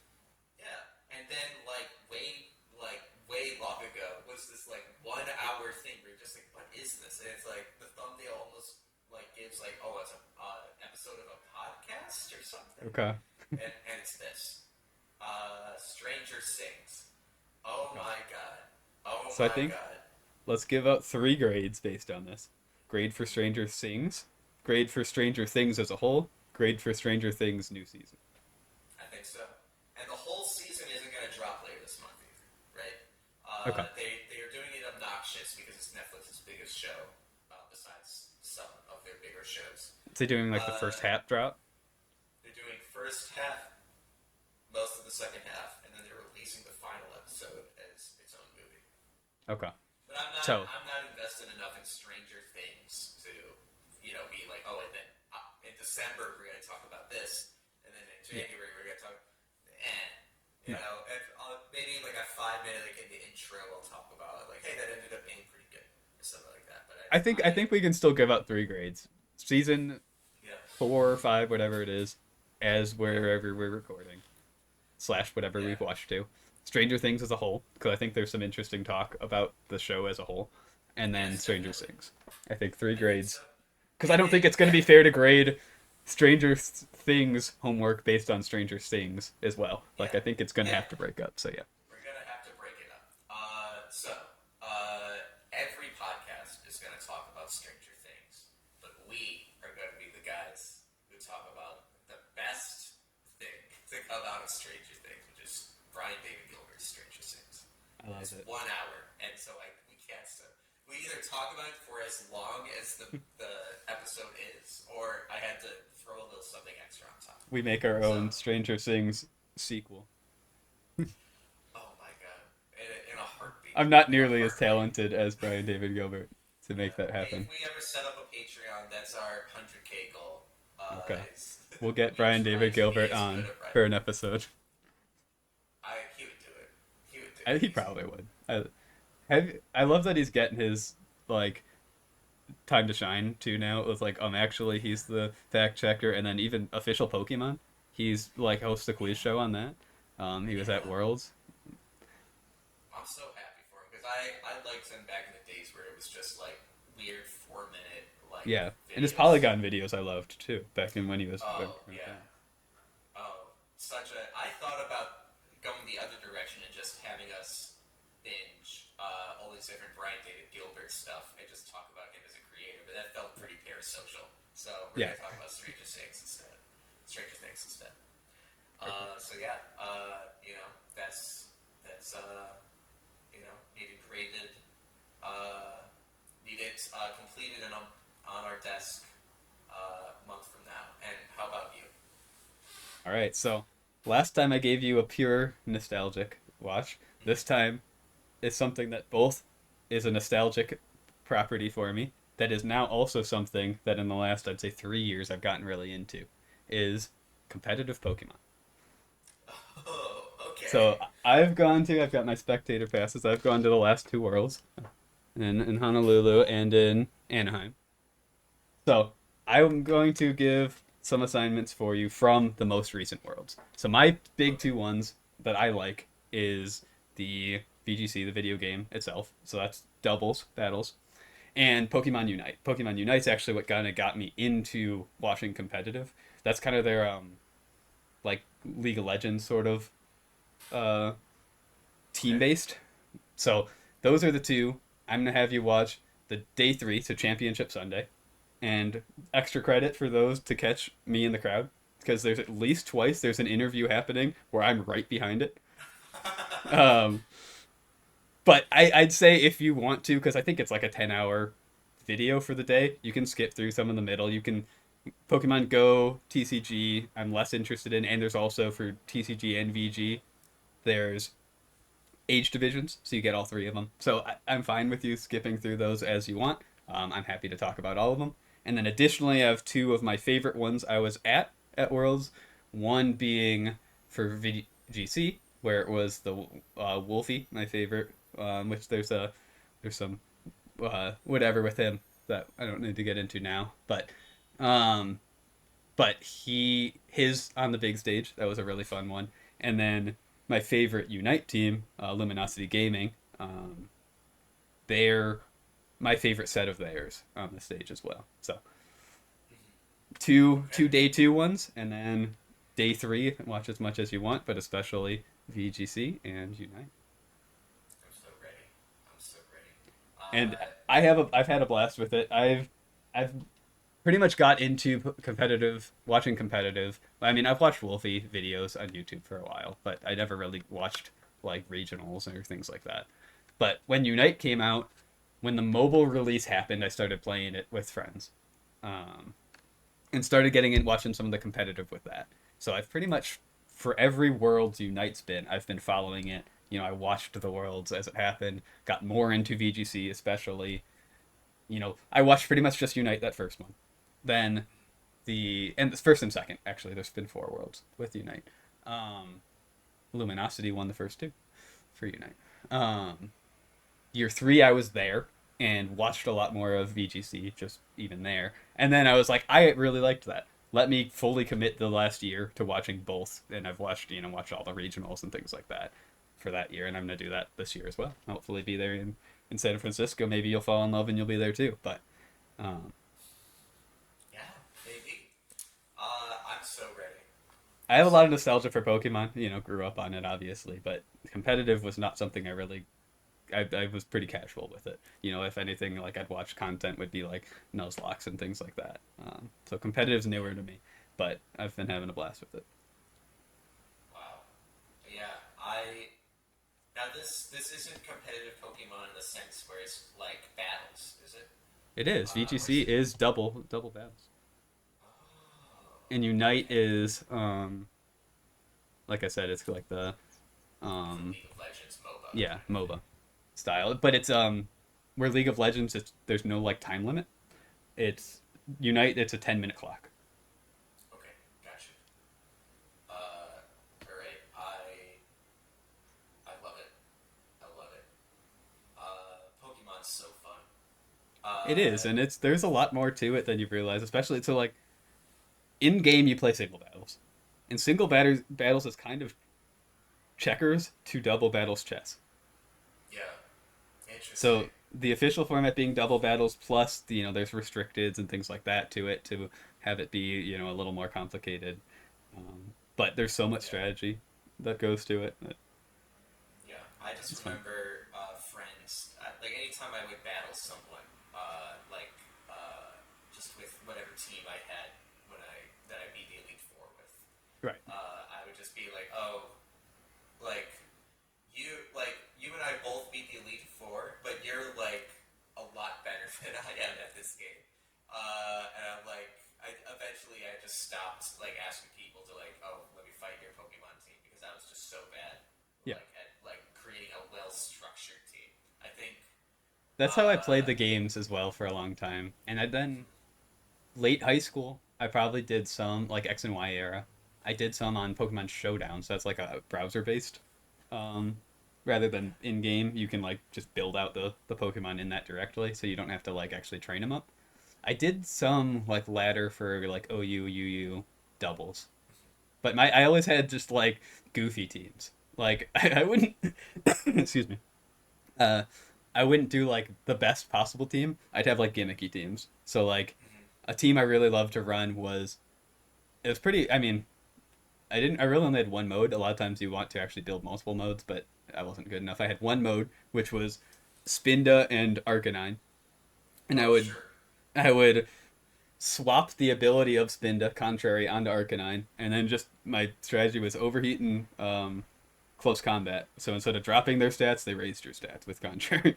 And then, Arcanine had Intimidate, so I'd swap that, and Spinda would Intimidate. So if they led some physical attackers, I'd be in a pretty good spot. And if it didn't, I'd probably lose. But but that was my strategy. I had other ones. I had like a,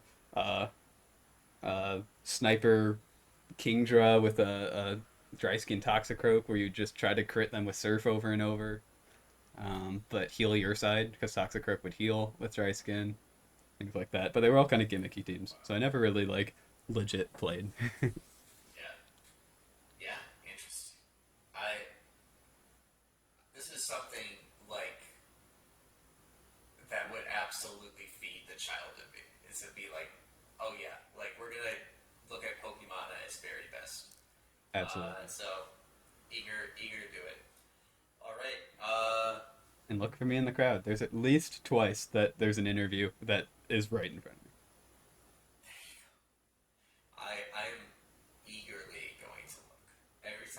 there's an interview, that's when I'm going to be looking at the screen. Are you like looking into the camera? Yeah, I think I've because I had a couple friends watching it live too. I think I made like a heart to them and stuff. Oh, I love that. Okay, awesome. All Yeah, I right. remember messaging my friends and like, because the second time the interview happened, they were watching live because it was closer to VG. They kind of tuned out for the middle with like Go and TCG. Um, Mm-hmm. so I remember it's like getting screenshots on Discord of like they're watching on their TV. It's like, wait, I know that guy. Yeah. Oh, I'm so ready. I'm so ready. Yeah, and then you also have to tell the story of what it was like to Yeah, steal. absolutely. Yeah, I've gone twice, and I'm gonna go as many times as they let me. Sick. All right. I think class is out of session. Yeah, it's the bell. I just heard the bell. I don't Yeah, know. let's hang Here, glide out of this loser emporium. yeah, let's do it. Like and subscribe. Follow us on anything we're on. I don't know if we're on anything. We might be. I think we're If we are just on YouTube, something, and don't you can follow us email in us. real life. You can email us, I Yeah, guess. you can email us if you find our email. We won't be giving you. I think it's in the description. Oh, The okay, we can podcast give email. you. There you go. Email us and tell us something. There you go. Yeah. And with that, I think it's as good a time as any to wrap this thing up. All Thanks right. for sticking around. We know that this is much longer than the 10 minutes of the first one. But I feel like we got some pretty good discussion here. So if you like what you heard, come back next time. Yeah, every second Saturday. Bye, everybody.